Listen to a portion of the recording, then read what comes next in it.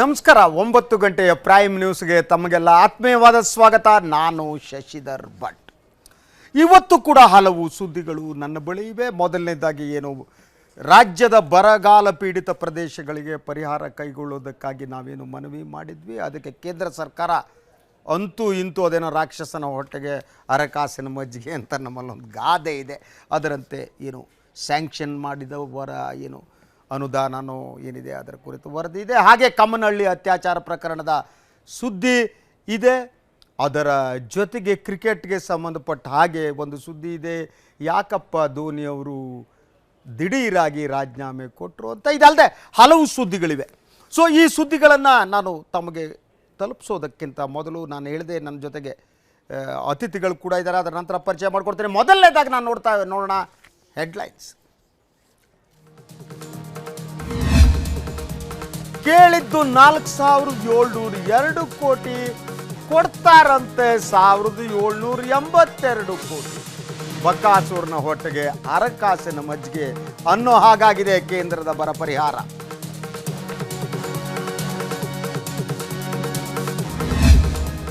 ಕಮ್ಮನಹಳ್ಳಿಯ ಯುವತಿಯ ಮೇಲೆ ದೌರ್ಜನ್ಯವೆಸಗಿದ್ದ ಪ್ರಕರಣ, 4 ಆರೋಪಿಗಳ ಬಂಧನ.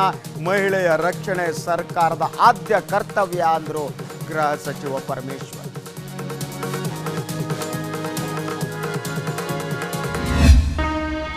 ಇಲ್ಲಿಯವರೆಗೆ ಬ್ಯಾಂಕ್ಗಳಿಗೆ ಜಮೆಯಾಗಿದ್ದು 97% ಹಳೆ ನೋಟು. ಕಾಳಧನ ನಿಯಂತ್ರಣ ಮಾಡುವಲ್ಲಿ ವಿಫಲವಾಯ್ತಾ ಕೇಂದ್ರ ಸರ್ಕಾರ?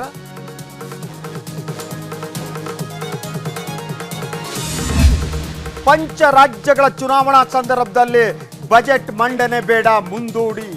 ವಿಪಕ್ಷಗಳ ಮನವಿ ತಿರಸ್ಕರಿಸಿದ ಚುನಾವಣಾ ಆಯೋಗ.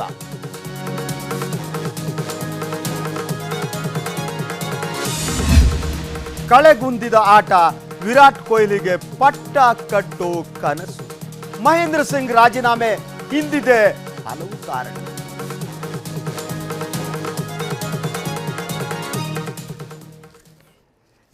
ನಾನು ಮೊದಲ ಸುದ್ದಿಯನ್ನು ತೆಗೆದುಕೊಳ್ಳುವುದಕ್ಕೆ ಮೊದಲು ನಮ್ಮ ಅತಿಥಿಗಳ ಪರಿಚಯ ಮಾಡಿಕೊಡ್ತೇನೆ. ನನ್ನ ಬಲಭಾಗದಲ್ಲಿ ಮೊದಲನೇದಾಗಿ ನಮ್ಮ ಸಂಪಾದಕೀಯ ಸಲಹೆಗಾರರಾಗಿರೋ NS ಶಂಕರ್ ಇದ್ದಾರೆ. ಹಾಗೆಯೇ ಅವರ ಪಕ್ಕದಲ್ಲಿ ಕಾಂಗ್ರೆಸ್ ಪಕ್ಷದ ವಕ್ತಾರರು, ಹಿರಿಯ ನಾಯಕರಾಗಿರೋ ನಾರಾಯಣ ಸ್ವಾಮಿ ಇದ್ದಾರೆ. ಹಾಗೆ ಹಿರಿಯ ರಾಜಕೀಯ ವಿಶ್ಲೇಷಕರು, ಪತ್ರಕರ್ತರು ಆಗಿರುವ MK ಭಾಸ್ಕರ್ ರಾವ್ ಇದ್ದಾರೆ. ಭಾರತೀಯ ಜನತಾ ಪಕ್ಷದ ಪ್ರತಿನಿಧಿ ಬಂದು ನಮ್ಮನ್ನು ಜಾಯಿನ್ ಆಗಬೇಕು, ನಂತರ ಅವರು ಜಾಯಿನ್ ಆಗ್ತಾರೆ. ಈಗ ನಾವು ಮೊದಲ ಸುದ್ದಿಯನ್ನು ನೋಡೋಣ. ಕೊನೆಗೂ ರಾಜ್ಯಕ್ಕೆ ಕೇಂದ್ರ ಸರ್ಕಾರ ಬರ ಪರಿಹಾರ ಬಿಡುಗಡೆ ಮಾಡಿದೆ. ಇಂದು ನವದೆಹಲಿಯಲ್ಲಿ ಕೇಂದ್ರ ಗೃಹ ಸಚಿವರ ನೇತೃತ್ವದಲ್ಲಿ ನಡೆದ ಉನ್ನತ ಮಟ್ಟದ ಸಭೆಯಲ್ಲಿ 1,782 ಕೋಟಿ ರೂಪಾಯಿ ಬಿಡುಗಡೆ ಮಾಡೋದಕ್ಕೆ ತೀರ್ಮಾನ ಕೈಗೊಳ್ಳಲಾಯಿತು. ಬರದಿಂದ ನಲುಗಿರೋ ರಾಜ್ಯಕ್ಕೆ ಕೇಂದ್ರದ ಪರಿಹಾರ ಬಕಾಸುರನ ಹೊಟ್ಟೆಗೆ ಅರಕಾಸಿನ ಮಜ್ಜಿಗೆ ಎನ್ನುವಂತಾಗಿದೆ. ಕೇಂದ್ರದಿಂದ 1,782 ಕೋಟಿ ರೂಪಾಯಿ ಬರ ಪರಿಹಾರ. ಹೆಚ್ಚಿನ ಪರಿಹಾರಕ್ಕಾಗಿ ಕಾದಿದ್ದ ರಾಜ್ಯಕ್ಕೆ ಭಾರೀ ನಿರಾಸೆ. ಬರ ರಾಜ್ಯದ ರೈತರನ್ನ ಕಿತ್ತು ತಿನ್ನುತ್ತಿದೆ. ಬರ ಪರಿಹಾರಕ್ಕಾಗಿ ಕೇಂದ್ರದ ಮೊರೆ ಹೋಗಿದ್ದ ರಾಜ್ಯ 2 ತಿಂಗಳಿಂದ ಜಾತಕ ಪಕ್ಷಿಯಂತೆ ಕಾದು ಕುಳಿತಿತ್ತು. ಕೊನೆಗೂ ಕೇಂದ್ರ ಸರ್ಕಾರ ರಾಜ್ಯಕ್ಕೆ ಬರ ಪರಿಹಾರ ನೀಡಲು ಮನಸ್ಸು ಮಾಡಿದೆ. ಇಂದು ನಡೆದ ಗೃಹ ಸಚಿವರ ನೇತೃತ್ವದ ಸಭೆಯಲ್ಲಿ 1,782 ಕೋಟಿ ರೂಪಾಯಿ ಬಿಡುಗಡೆ ಮಾಡಲು ತೀರ್ಮಾನ ಮಾಡಲಾಗಿದೆ. ನಿನ್ನೆಯೇ ನಡೆಯಬೇಕಿದ್ದ ಕೇಂದ್ರದ ಉನ್ನತ ಮಟ್ಟದ ಸಭೆ ಕಾರಣಾಂತರಗಳಿಂದ ಇಂದಿಗೆ ಮುಂದೂಡಲಾಯಿತು. ಇಂದು ಮಧ್ಯಾಹ್ನ ನಡೆದ ಸಭೆಯಲ್ಲಿ NDRF ನಿಯಮದ ಅಡಿ ಕರ್ನಾಟಕದ ಬರಕ್ಕೂ ಉತ್ತರಾಖಂಡದ ಪ್ರವಾಹಕ್ಕೂ ಪರಿಹಾರವನ್ನ ಉನ್ನತ ಮಟ್ಟದ ಸಭೆ ಬಿಡುಗಡೆ ಮಾಡಿದೆ. ರಾಜ್ಯಕ್ಕೆ ಆಗಮಿಸಿದ್ದ ಬರ ಅಧ್ಯಯನ ತಂಡ ಶಿಫಾರಸು ಮಾಡಿದಷ್ಟನ್ನೇ ಸಭೆ ಪರಿಗಣಿಸಿದ್ದು, ಹೆಚ್ಚಿನ ಹಣ ಬಿಡುಗಡೆ ಮಾಡಲು ಮನಸ್ಸು ಮಾಡಿಲ್ಲ. ಸರ್ವಪಕ್ಷ ನಾಯಕರ ಜೊತೆ ಪ್ರಧಾನಿ ಭೇಟಿ ಮಾಡಿ ಹೆಚ್ಚಿನ ಪರಿಹಾರಕ್ಕೆ ಒತ್ತಾಯಿಸಲಾಗಿತ್ತು. ಆದರೂ ಕೂಡ ಇಷ್ಟು ಕಡಿಮೆ ಪರಿಹಾರ ನೀಡಿರೋದು ನಿರಾಸೆ ಮೂಡಿಸಿದೆ ಅಂತ ರಾಜ್ಯದ ಕೃಷಿ ಸಚಿವ ಕೃಷ್ಣ ಬೈರೇಗೌಡರು ಬೇಸರ ವ್ಯಕ್ತಪಡಿಸಿದರು. ಇತ್ತ ಬೆಂಗಳೂರಲ್ಲಿ ಸಚಿವ UT ಖಾದರ್ ಕೂಡ ಬರ ಪರಿಹಾರದ ಬಗ್ಗೆ ಅಸಮಾಧಾನ ಹೊರಹಾಕಿದ್ದಾರೆ.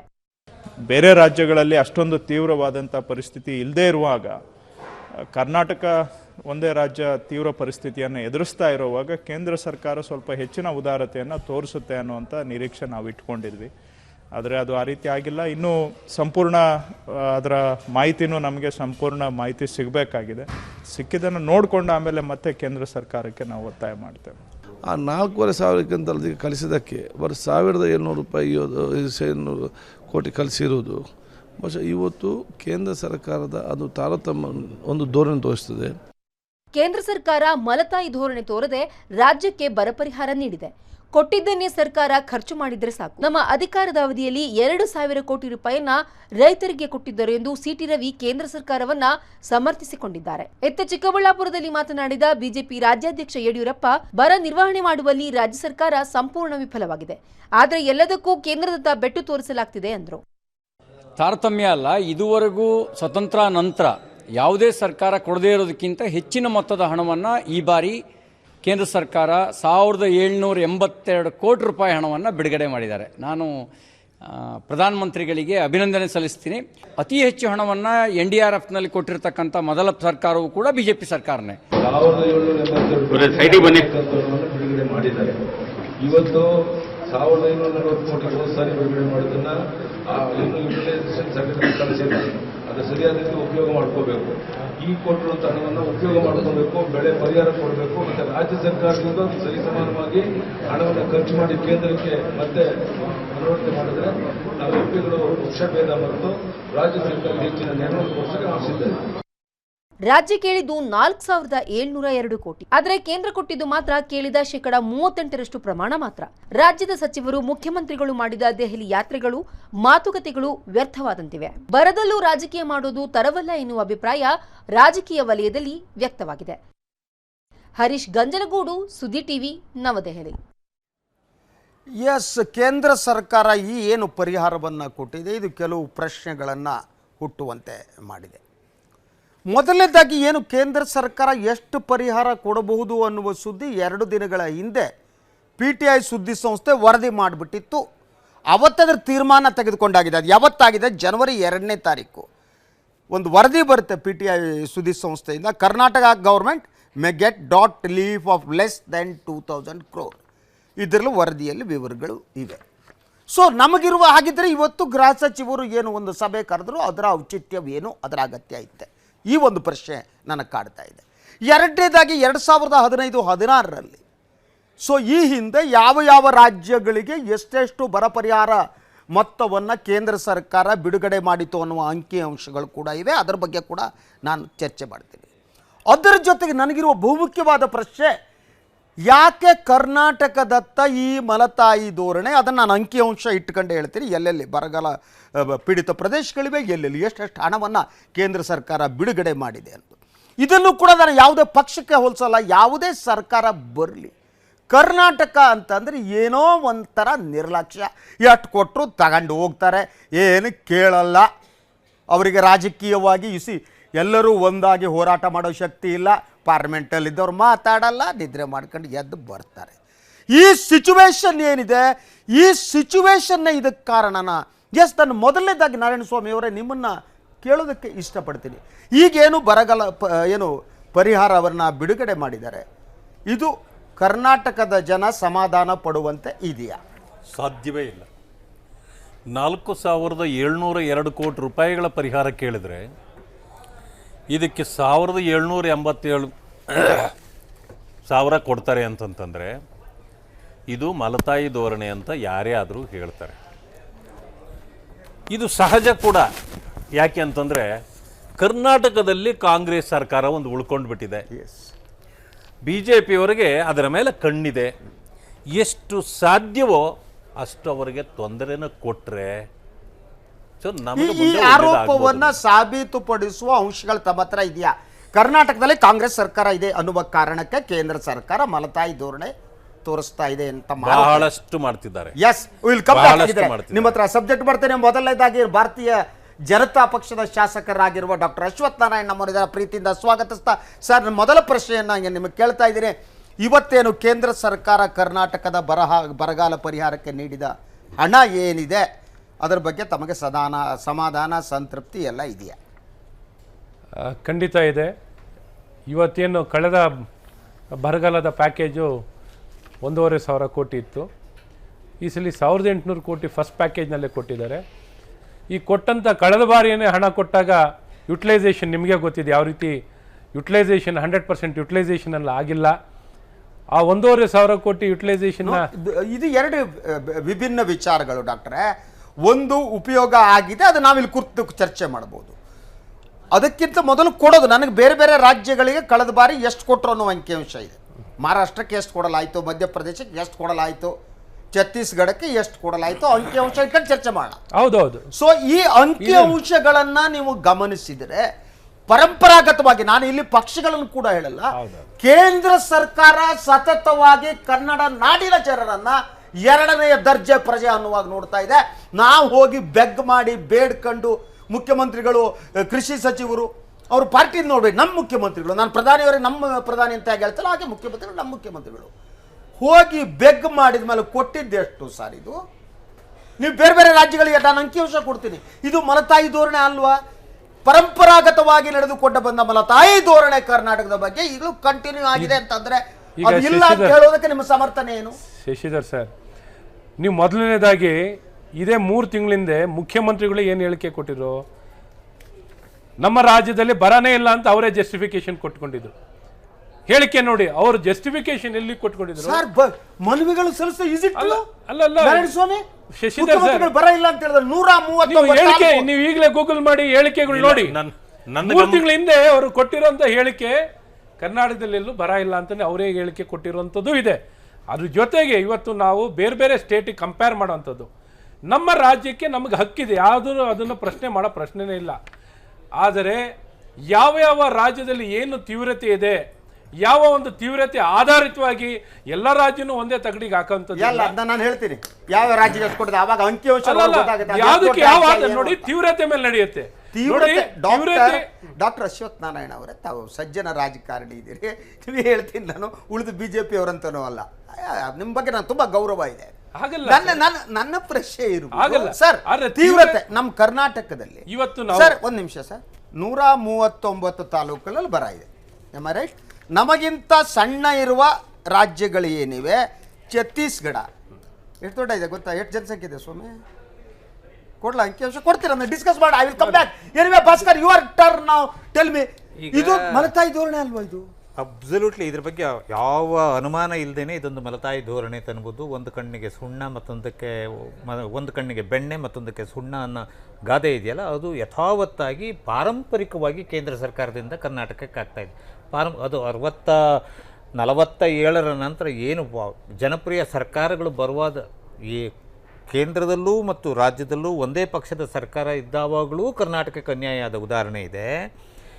ಕೇಂದ್ರದಲ್ಲಿದ್ದ ಪಕ್ಷಕ್ಕೆ ಭಿನ್ನವಾದಂಥ ಸರ್ಕಾರ ಕರ್ನಾಟಕದಲ್ಲಿದ್ದಾವಾಗಲೂ ಈ ಅನ್ಯಾಯಗಳ ಪರಂಪರೆ ಮುಂದುವರೆದಿದೆ. ಆ ಪರಂಪರೆಯ ಮುಂದುವರಿಕೆಯ ಭಾಗವನ್ನು ನಾವು ಇವತ್ತಿಲ್ಲಿ ನೋಡ್ತಿದ್ದೀವಿ. ಇಲ್ಲಿ ಕಾಂಗ್ರೆಸ್ ಅಧಿಕಾರದಲ್ಲಿರೋದು, ಅಲ್ಲಿ NDA ಅಧಿಕಾರದಲ್ಲಿರೋದು, ಅದೊಂದು ಆಕಸ್ಮಿಕ, ಜನರ ಚಾಯ್ಸು ಅದು ಮಾಡಿದ್ದಾರೆ. ಹಾಗನ್ ಮಾತ್ರಕ್ಕೆ ನೀವು ಸರ್ಕಾರ ಮತ್ತು ಪಕ್ಷ ನಿಮಗೆ ಬೇಡ ಅಂತನ್ನೋದು ಕಾರಣಕ್ಕಾಗಿ ಆ ರಾಜ್ಯದ ಯಾವುದೇ ಒಂದು ರಾಜ್ಯ, ಕರ್ನಾಟಕ ಅಂತಲ್ಲ, ಯಾವುದೇ ಒಂದು ರಾಜ್ಯದ ಜನಕ್ಕೆ ತೊಂದರೆ ಕೊಡೋದಿದೆಯಲ್ಲ, ಅದು ಕೇಂದ್ರ ಸರ್ಕಾರಕ್ಕೆ ಅದು ಇರಬಾರ್ದು. ಆ ಪ್ರವೃತ್ತಿ ಯಾಕಿದೆ? ಈಗ ಅಶ್ವಥ್ ನಾರಾಯಣ ಅವರು ಸಮರ್ಥನೆ ಮಾಡ್ಕೊಳ್ತಾರೆ, ಇದು ಫಸ್ಟ್ ಪ್ಯಾಕೇಜು ಅಥವಾ ಸೆಕೆಂಡ್ ಪ್ಯಾಕೇಜು ಅಂತ ಹೀಗೆಲ್ಲ ಹೇಳ್ತಾರೆ. ನಮಗದು ಗೊತ್ತಿಲ್ಲ, ಯಾವ ಪ್ಯಾಕೇಜ್ ಎಲ್ಲಿಗೆ ಹೋಗ್ತದೆ, ಏನು ಬರ್ತದೆ ಹೇಳಿ ಗೊತ್ತಿಲ್ಲ. ಕರ್ನಾಟಕದಲ್ಲಿ ಈಗ ಆಗಿರೋ ಹಾನಿ ಎಷ್ಟು ಅಂದರೆ 17,000 ಕೋಟಿ ರೂಪಾಯಿ ಹೇಳ್ತಾರೆ. 17,000 ಕೋಟಿ ರೂಪಾಯಿನಲ್ಲಿ ಇವರು ಅಳದು ಸುರಿದು ಕೇಳಿದ್ದು 4,000 ಚಿಲ್ಲರೆ ಕೋಟಿ. ಹೌದಾ? ಪ್ರಕಾರ ಕೇಳಿದ್ದಾರೆ. ಆಯ್ತು, ಇದೇನು ಕರ್ನಾಟಕ ಸರ್ಕಾರ ಕೇಳಿರೋದು. ಈಗ ಕೇಂದ್ರದ್ದೇ ಒಂದು ಆಯೋಗ ಬಂದು, ಇಲ್ಲಿ ಒಂದು ಸಮಿತಿ ಬಂದು ಇದನ್ನು ಪರಿಶೀಲನೆ ಮಾಡಿಕೊಂಡು ಬರ ಪೀಡಿತ ಪ್ರದೇಶಗಳಿಗೆಲ್ಲ ವಿಸಿಟ್ ಮಾಡಿ ಅದು ಹೋಗಿದೆ. ಅದೇನೋ ಒಂದು ವರದಿಯನ್ನು ಕೊಟ್ಟಿರಬೇಕಲ್ಲ, ಆ ವರದಿ ಏನು ಹೇಳೋದು ನಮ್ಗೆ ಇವತ್ತಿನವರೆಗೂ ಬಹಿರಂಗ ಆಗಿಲ್ಲ. ಅದು ಬಟ್ ಅವ್ರ ರೆಕಮೆಂಡೇಶನ್ ಮೇಲೆ ಈ ಅಮೌಂಟ್ ರಿಲೀಸ್ ಮಾಡಿರೋದು ಅಂತ ಆದ್ರೆ ಮತ್ತೆ ಆ ಸಮಿತಿ ಕೂಡ ಕರ್ನಾಟಕಕ್ಕೆ ಅನ್ಯಾಯ ಮಾಡಿದೆ ಅಂತ ಹೇಳಿ ಹೇಳ್ಬೇಕಾದ್ರೆ ಕೇವಲ ಸಮಿತಿ ವೀಕ್ಷಕರಿಗೆ ನೆನಪಿರ್ಬೋದು. ಆ ಸಮಿತಿ ಬಂದಂತ ಸಂದರ್ಭದಲ್ಲಿ ಏನೇನ ಆಯ್ತು ಅನ್ನೋದು ನಾವು ವರದಿ ಮಾಡಿದೀವಿ. ಎಲ್ಲೆಲ್ಲಿ ನೋಡಿದ್ರು, ಅವರು ಏನೇನು ಆಯ್ಕೆ ಮಾಡ್ಕೊಂಡು ನೋಡಿದ್ರು, ಎಷ್ಟು ಹೊತ್ತು ಎಲ್ಲಿದ್ರು, ಅವರ ಈ ಬರಗಾಲ ಪರಿಸ್ಥಿತಿಯ ಅಧ್ಯಯನ, ಅದರ ವ್ಯಾಪ್ತಿ ಏನು, ಏನೇನು ಅಂಕಿಅಂಶ ನಾವು ಡಿಸ್ಕಸ್ ಕೊಪ್ಪಳ ಜಿಲ್ಲೆಯಲ್ಲಿ ಅವರು ವಿಸಿಟ್ ಮಾಡಿದಾಗ ಸಂಜೆ 7 ಗಂಟೆ ನಂತರ ವಿಸಿಟ್ ಮಾಡಿದಾರೆ. ಆ ಕತ್ಲಲ್ಲಿ ಏನು ನೋಡಿರ್ತಾರೆ ಅವರು? ಇವೆಲ್ಲ ನಾಟಕ ಮಾಡೋದಕ್ಕೂ ಒಂದು ಕಾರಣಗಳಿರಬೇಕು. ಎಸ್ ಶಂಕರ್, ಯುವರ್ ಟರ್ನ್ ಹೇಳಿ. ಒಂದು, ಇದು ಮಲತಾಯಿ ಧೋರಣೆ ಹೌದು ಅಲ್ವೋ ಅನ್ನೋ ಪ್ರಶ್ನೆ ಬಗ್ಗೆ ನಾವು ಚರ್ಚೆ ಮಾಡ್ತಾ ಇದ್ದೀವಿ. ಎರಡನೇದಾಗಿ ಭಾರತೀಯ ಜನತಾ ಪಕ್ಷದ ನಾಯಕರಿಗೆಲ್ಲ ಸಮಾಧಾನ, ಸಂತಸ ಇದೆ, ಕೊಟ್ಟಿದ್ದಿಷ್ಟು ಸಾಕು. ಅದು ಯಾಕೆ ಅಂತ ಡಿಸ್ಕಸ್ ಮಾಡೋಣ. ನಮ್ಮ ಪ್ರಕಾರ ಸಾಕಾಗಿಲ್ಲ, ಯಾಕಂದ್ರೆ 17,000 ಕೋಟಿ ನಷ್ಟ. ಅದಕ್ಕೆ ನಾನು ಪ್ರತಿ ಸಲ ಹೇಳ್ತಾ ಇರ್ತೀನಿ, ನೀವು ಓಡಾಟ ಮಾಡ್ತಿದ್ದೀರಿ, ನೀವು ಹಳ್ಳಿಗೆ ಹೋಗ್ತಾ ಇದ್ದೀರಿ, ರೈತರದ್ದು ಹೇಗಿದೆ ನೋಡ್ಬಿಟ್ಟು ನಮಗೆ ವರದಿ ಮಾಡ್ತಿದ್ದೀರಿ, ರೈತ ಬಲಿತ ಕಾರ್ಯಕ್ರಮ, ನೀವು ವಾಸ್ತವವನ್ನು ನೋಡ್ಕೊ ಬಂದಿದ್ದೀರಿ. ಇದು ಸಾಕ ಇಷ್ಟು? ಅಲ್ಲ, ಈ ಸಲ ನಾನು ಓಡಾಡಿ ನೋಡಿದ ಭಾಗಗಳಲ್ಲಂತೂ ಇಷ್ಟು ವರ್ಸ್ಟ್ ಸಿಚುವೇಶನ್ 40 ವರ್ಷಗಳಲ್ಲಿ ಬಂದಿಲ್ಲ. ಸಾಧಾರಣವಾಗಿ ಸುಮಾರಾಗಿ ಆದ್ರೂ ಒಂದು ಬೆಳೆ ನೋಡ್ತಿದ್ರು, ಇನ್ನೇನೋ ನೋಡ್ತಿದ್ರು. ಆ ಪ್ರದೇಶಗಳಲ್ಲಿ ಕೂಡ ಕುಡಿಯೋಕ್ಕೆ ನೀರಿಲ್ಲ, ದನಕರುಗಳನ್ನು ಮಾರಾಟ ಮಾಡ್ತಿದ್ದಾರೆ. ಆ ಮಾರಾಟ ಮಾಡೋದು ಅಂಡರ್ ಸೇಲ್ ಮಾಡ್ತಾರೆ, ಯಾಕಂದರೆ ಡಿಸ್ಟ್ರೆಸ್ ಸೇಲ್ ಅದು. ಒಂದು ಕಡೆ ಹೋಗ್ತಾರೆ 70,000 ನಾವು ಬಂಡವಾಳ ಹಾಕಿದ್ದೀವಿ, ದನಕರು ಮಾರೋಣ ಅಂತಂದ್ರೆ 20,000 ಕೇಳ್ತಾರೆ. ನಾವು ಎಲ್ಲಿ ಹೋಗೋಣ, ಮಾರಲೇಬೇಕು. ನನಗೆ ಊಟ ಇಲ್ಲ, ನಾನು ಇದಕ್ಕೆ ಎಲ್ಲಿಂದ ಮೇವು ನೀರು ತರಲಿ ಅಂತ ಕೇಳ್ತಾನೆ ಅವನು. ಈವನ್ ಟಿಕ್-20 ಪಾಲಿಡಾಲೋ ತೆಗೆದುಕೊಳ್ಳುವುದಕ್ಕೆ ನಮ್ಮ ಹತ್ರ ದುಡ್ಡಿಲ್ಲ. ಕಣ್ಣೀರು ಹಾಕಿದ ರೈತರ ವರದಿಯನ್ನ ನಾವು ಮಾಡಿದೀವಿ. That is a situation. ಹೀಗಿರುವಾಗ ಇವರು 17,000 ಕೋಟಿ ನಷ್ಟ ಆಗಿರುವಾಗ ಇದನ್ನು ಉದ್ದೇಶಪೂರ್ವಕವಾಗಿ ಕರ್ನಾಟಕಕ್ಕೆ ಏನೋ ಪನಿಷ್ ಮಾಡೋ ರೀತಿಯಲ್ಲೇ ಈ ಮಟ್ಟದ ಒಂದು ಏನೋ ಅಸಡ್ಡೆ ಧೋರಣೆಯನ್ನು ಮಾಡಿದ್ದಾರೆ. ನನಗೆ ಅದಕ್ಕಿಂತ ಶಾಕಿಂಗ್ ಅನಿಸಿದ್ದು ಆ ಸಿ ಟಿ ರವಿ ಮತ್ತು ಯಡಿಯೂರಪ್ಪನವ್ರು ಕೊಟ್ಟ ಸ್ಟೇಟ್ಮೆಂಟ್ಗಳಿದೆಯಾ, ಅವನೇನು ಕರ್ನಾಟಕದ ಪ್ರಜೆಗಳು ಹೌದು ಅಲ್ವ ಅಂತ ನನಗೆ ಡೌಟ್ ಬರೋಕ್ಕೆ ಶುರುವಾಗಿದೆ. ಈಗ ಇಷ್ಟು ಕ್ಯಾಲೆಸ್ ಆಗಿ ಇವರು ಎಲ್ಲದರಲ್ಲೂ ರಾಜಕೀಯನ ಯಾಕೆ ಮಾಡಬೇಕು? ಜನರ ಸಮಸ್ಯೆ, ರೈತ ಸಮಸ್ಯೆ ನಾವು ಯಾವಾಗಲೂ ಮುಂದೆ ಅಂತ ಹೇಳ್ಕೊಳ್ಳೋರು ಇವರು. ಇದರಲ್ಲಿ ಯಾಕೆ ರಾಜಕೀಯ ತರಬೇಕು ಅವರು? ಅದು ರಾಜಕೀಯ ಕಾರಣ ಅಂದ್ರೆ ಹೀಗಿರ್ಬೋದಲ್ವಾ? ನಾವೇನೋ ಬೇರೆ ಹೇಳ್ಬಿಟ್ಟು ಮೋದಿ ಅವರಿಗೇನೋ ಬೇಸರ ಆಗ್ಬಿಟ್ಟು ಆಗಲ್ಲ. ಈಗ ಯಡಿಯೂರಪ್ಪನವರು ಈಗ ಅವರೇ ಹೇಳೋ ರೀತಿಯಲ್ಲಿ ಈಗ ಮಡಿಕೇರಿ ಹತ್ರ, ವಿರಾಜಪೇಟೆ ಹತ್ರ ಅವರು ಒಕ್ಲೆಬ್ಸಿದಾರಲ್ಲ ಅಲ್ಲಿ, ಆವಾಗ ನಾನು ಪ್ರೈಮ್ ಮಿನಿಸ್ಟರ್ ಜೊತೆ ಮಾತಾಡ್ತೇನೆ ಅನ್ನೋ ಮಾತನ್ನ ಆಡಿದ್ರು ಅವರು. ನಾವು ಈ ಟಿವಿನಲ್ಲೆಲ್ಲ ಅದನ್ನ ಬೈಟ್ಸ್ ಅನ್ನ ನೋಡಿದೀವಿ. ಸೊ ಪ್ರೈಮ್ ಮಿನಿಸ್ಟರ್ ಹತ್ರ ಮಾತಾಡೋ ಅಷ್ಟು ನೇರ ಸಲಿಗೆ ಎಲ್ಲ ಇದ್ರೆ ಸಂತೋಷ. ಕರ್ನಾಟಕದ ಒಬ್ಬ ರಾಜಕಾರಣಿಗೆ ಅಷ್ಟೊಂದು ಸಂಪರ್ಕ ಇದ್ರೆ ಸಂತೋಷ ಪಡೋಣ. ಅದಕ್ಕೆ ಅವರು ಇಂಥ ವಿಚಾರದಲ್ಲಿ ಈಗ ಕರ್ನಾಟಕಕ್ಕೆ ನೀವು ಕೊಟ್ಟಿರೋ ದುಡ್ಡು ಕಡಿಮೆ ಆಗಿದೆ ಇದು ಅಂತ ಹೇಳಾದ್ರೂ ಅವ್ರ ಜೊತೆಲಿ ಈ ಪ್ರೆಸ್ಸಿಗೆ ನೀವು ಹೇಳಬೇಕಿದ್ರೆ ಸಿದ್ದರಾಮಯ್ಯ ಸರ್ಕಾರ ಕೊಟ್ಟ ಹಣನೇ ಖರ್ಚು ಮಾಡ್ತಾ ಇಲ್ಲ ಅಂತ ಹೇಳಿ ನೀವು ಮಾಡಿ ಅತ್ಲಾಗೆ ಒಂದ್ಸಾರಿ ಪ್ರೈಮ್ ಮಿನಿಸ್ಟರ್ ಜೊತೆ ಮಾತಾಡಿ. ಈಗ ನಾನು ಭಾಸ್ಕರ್ ರಾಯ್ ಕೇಳೋದು, ಇದುವರೆಗೂ ಕೇಂದ್ರದಲ್ಲಿ ಯಾವಾಗ ಬರ ಇದ್ದಾಗ ಎಷ್ಟು ದುಡ್ಡು ಕೊಟ್ಟಿದ್ದಾರೆ ಅಂತ ನಾವು ಮಾತಾಡೋಣ. ಯಾಕೆಂದ್ರೆ ಒಂದ್ ನಿಮಿಷ ಗುಡ್ ಪಾಯಿಂಟ್.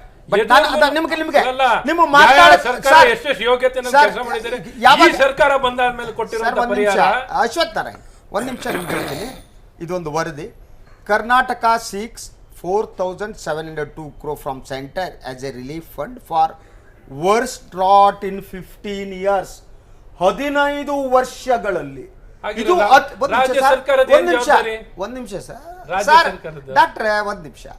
15 ವರ್ಷಗಳಲ್ಲಿ ಅತಿ ಕೆಟ್ಟ ಬರವನ್ನ ನಾವು ಈ ಬಾರಿ ಅನುಭವಿಸ್ತಾ ಇದ್ದೀವಿ. 139 ತಾಲೂಕು.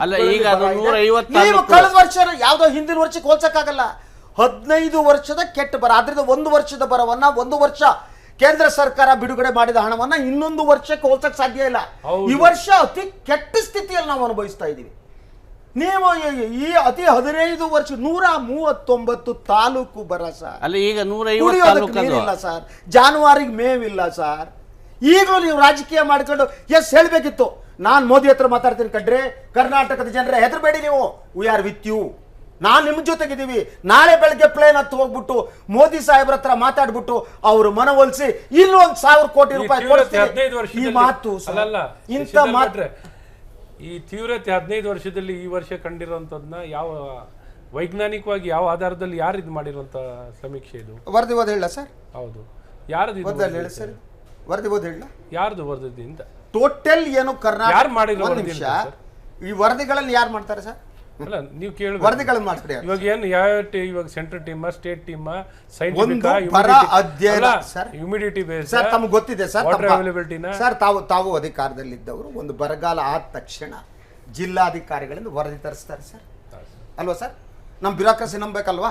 ಬ್ಯೂರೋಕ್ರಸಿ ಬಿಜೆಪಿ ಇದ್ರು ಅವರೇ ಇರ್ತಾರೆ, ಕಾಂಗ್ರೆಸ್ ಇದ್ರು ಅವರೇ ಇರ್ತಾರೆ, JDS ಇದ್ರು ಅವರೇ ಇರ್ತಾರೆ. ಡೆಫಿನೇಷನ್ ಆಫ್ ಬರ ಫೀಲ್ಡ್ ಅಲ್ಲಿ ನೋಡುವಂತದ್ದು. ಒಂದ್ ನಿಮಿಷ ಸರ್, ಟೋಟಲಿ ಅವ್ರು ತಗೊಳ್ಳುವಂತದ್ದು ನಾರ್ಮ್ಸ್ ಏನಿದೆ ಅದೇ ಅದು ಪ್ರತಿಯೊಂದು norms it has been published. Norms ಪ್ರಕಾರ ಒಂದ್ ನಿಮಿಷ ಜಿಲ್ಲಾಧಿಕಾರಿಗಳು ಒಂದು ವರದಿ ಕೊಡ್ತಾರೆ. ಆ ವರದಿಯನ್ನ ಇಲ್ಲಿ ಕೂತು ಕಂದಾಯ ಇಲಾಖೆ ಕಂಬೈನ್ ಮಾಡಿ ಎಲ್ಲ ತಗೊಂಡು ಟೋಟಲ್ ಡಿಸಿಷನ್ ಬರ್ತಾರೆ. ಸೊ ಅಲ್ಲಿ ಇನ್ನೊಂದು ಕಾಂಗ್ರೆಸ್ ಸರ್ಕಾರ ಇದೆ ಆದ್ರಿಂದ ಆ ವರದಿ ಸರಿ ಇಲ್ಲ ಅನ್ನೋದಾಗ್ಲಿ, ಬಿಜೆಪಿ ಸರ್ಕಾರ ಇದೆ ಆದ್ರಿಂದ ವರದಿ ಅತ್ಯದ್ಭುತ ಆಗಿದೆ ಅನ್ನೋದಾಗ್ಲಿ ಅಲ್ಲ. ನಮ್ಮ ಬ್ಯೂರೋಕ್ರಸಿ, ನಮ್ಮ ಅಧಿಕಾರಿಗಳು ಕೊಡ್ತಾರೆ. ಆ ವರದಿಗಳಲ್ಲಿ ತಪ್ಪುಗಳಿರ್ಬೋದು, ನಾನು ಇಲ್ಲ ಅಂತಲ್ಲ.